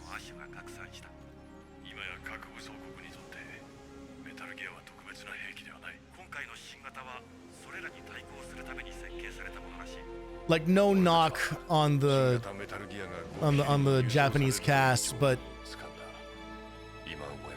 the American cast is or the English cast is like so specific. Like, all those voices are so unique that when I hear the Japanese cast, and this is this is probably some unfortunate, let's charitably call it cultural bias. It kind of just sounds like any other like anime or like other like Japanese like drama VA or whatever. Like I don't hear, you know, no one has something that sounds like as unique as like this, you know, like no one has like that kernel, you know, like it's just kind of like, this is Snake and I'm tough guy, you know, like it's not.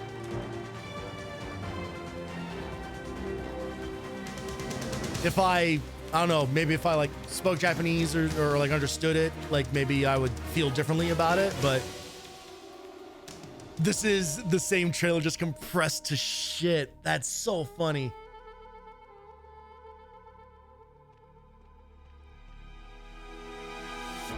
It's so crazy watching this at 4:3,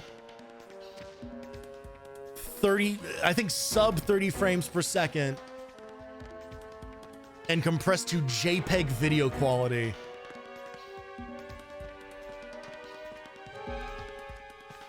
Honestly, it still looks impressive,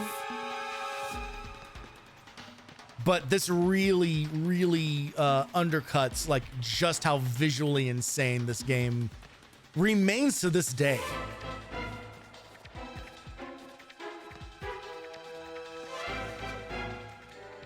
It's ridiculous how good this game still looks.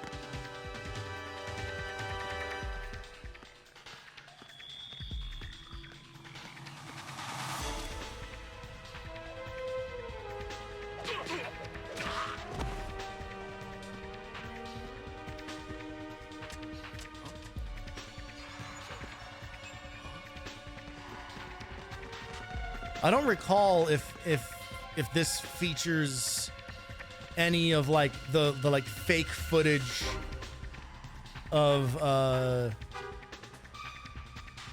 stuff from the plant half of the game, but they still have Snake in there.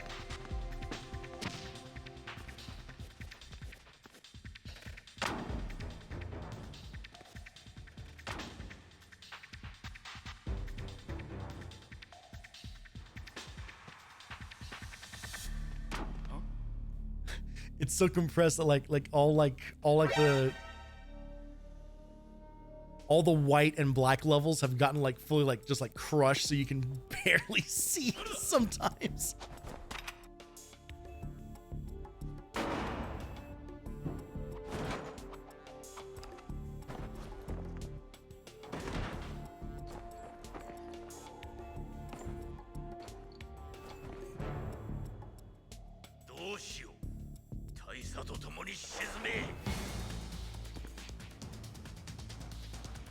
God, this this game is fucking crazy. It's insane just how immediately off the fucking rails this thing went.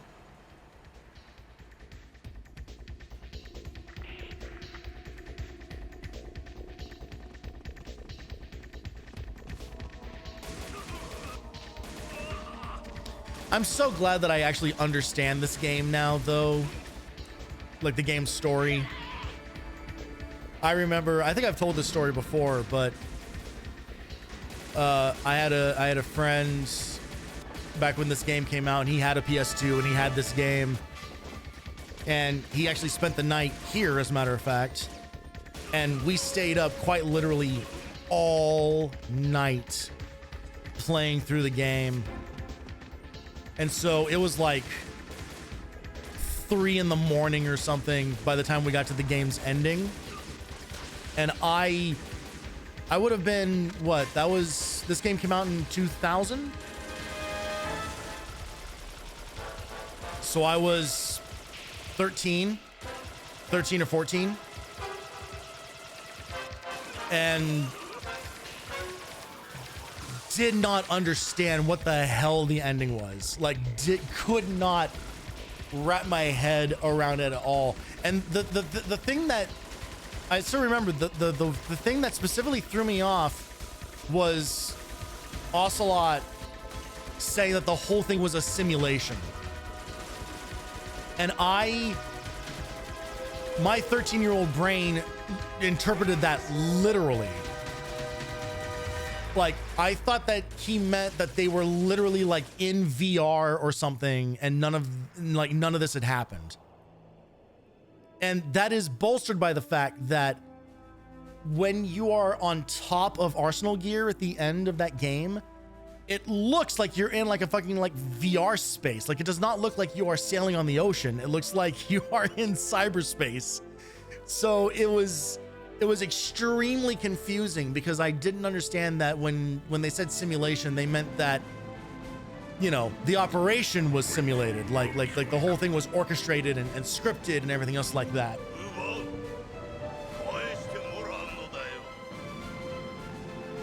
So for years and years and years, I remained confused about this game, and it wasn't until I revisited it, I think in my 20s, when I finally like comprehended what they actually meant. Which hilariously, like, doesn't actually help make more sense of the story. If anything, it points out how even more batshit it is.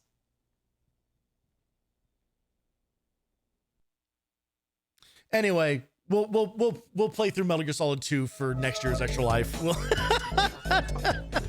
just every Extra Life for the next 4 years, we're just gonna play through one of the mainline Metal Gear Solid games. We'll just chew up just a huge chunk of time doing that. We're doing the fast one this year with Twin Snakes. We're gonna blaze through that in probably like 5 hours or so, but yeah. Well, there you have it. Again, this is a maybe, I think this is one of the best discs as far as demos go. Like there's a very wide breadth here of different things. And obviously, you know, anything that's gonna get you hyped for Metal Gear 2 is just immediately a winner. Like that game took over everyone's lives, and with good reason. So yeah, solid showing tonight with very, very few discs in this series left to go.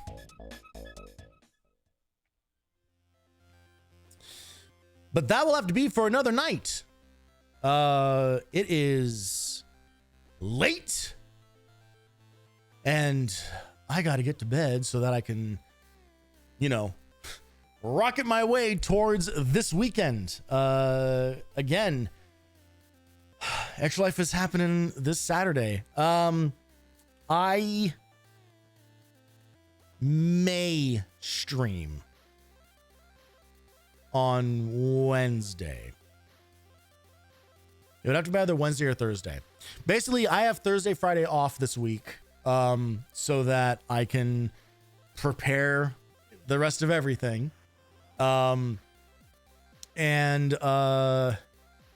So that means that there's basically like maybe one opportunity to do something. But if I do, I don't even really know what I would stream, to be honest. I don't really have any ideas. It was just more of, if I do stream, it would be Wednesday. But now that I think about it, it's probably unlikely.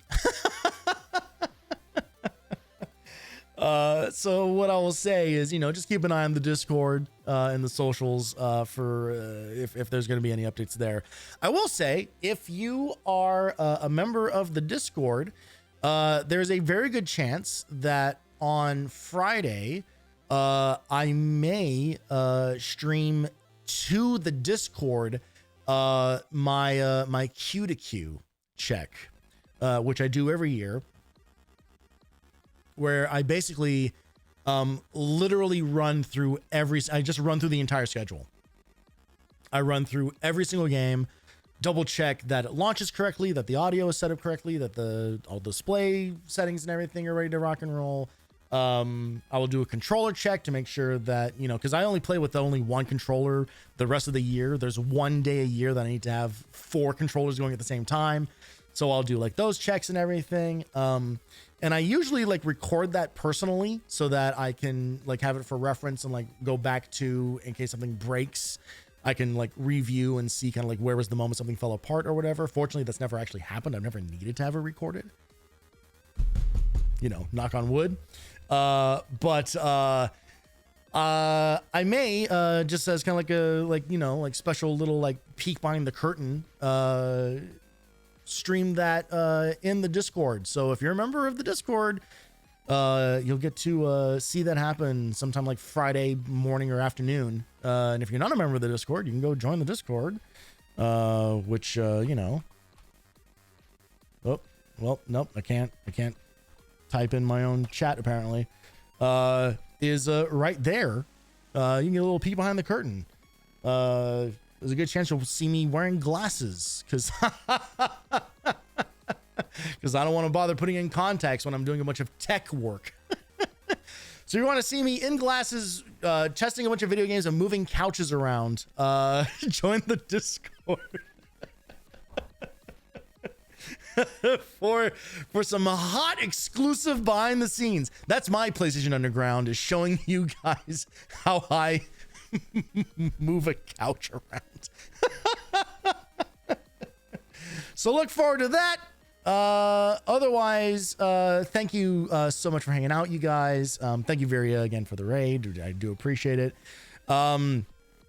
Thank you again to everybody just for your patience and general support. You know, like I won't relitigate all of it, but like I said in the beginning of stream, it has been a rough few weeks for me, and I appreciate everybody not only like not demanding to know where I am and being like weird about it or anything, but also everybody like showed up again tonight, and that actually means a lot. So thank you for that. And yeah, if I don't see you between now and then, boy, get ready for one crazy day coming up this Saturday at 10 a.m. Pacific. Is anyone on that I could very quickly send you guys on over to? It is late, so I don't want to spend a lot of time looking here. Someone is literally playing Chrono Trigger. After I just got done talking about how I'm not that big of a fan of it. Yeah, I'm just gonna crash out of here. Thank you again, you guys, so much. And yeah. Prepare thyselves, and more importantly, prepare your wallets to help the kids, please. And yeah, I will see you guys either around the Discord, or I'll see you back here on the streaming sofa with so many more people and so many more games for 24 hours of extra life goodness coming up this Saturday. Have a good night, everybody, and I will catch you all on the next one. Adios.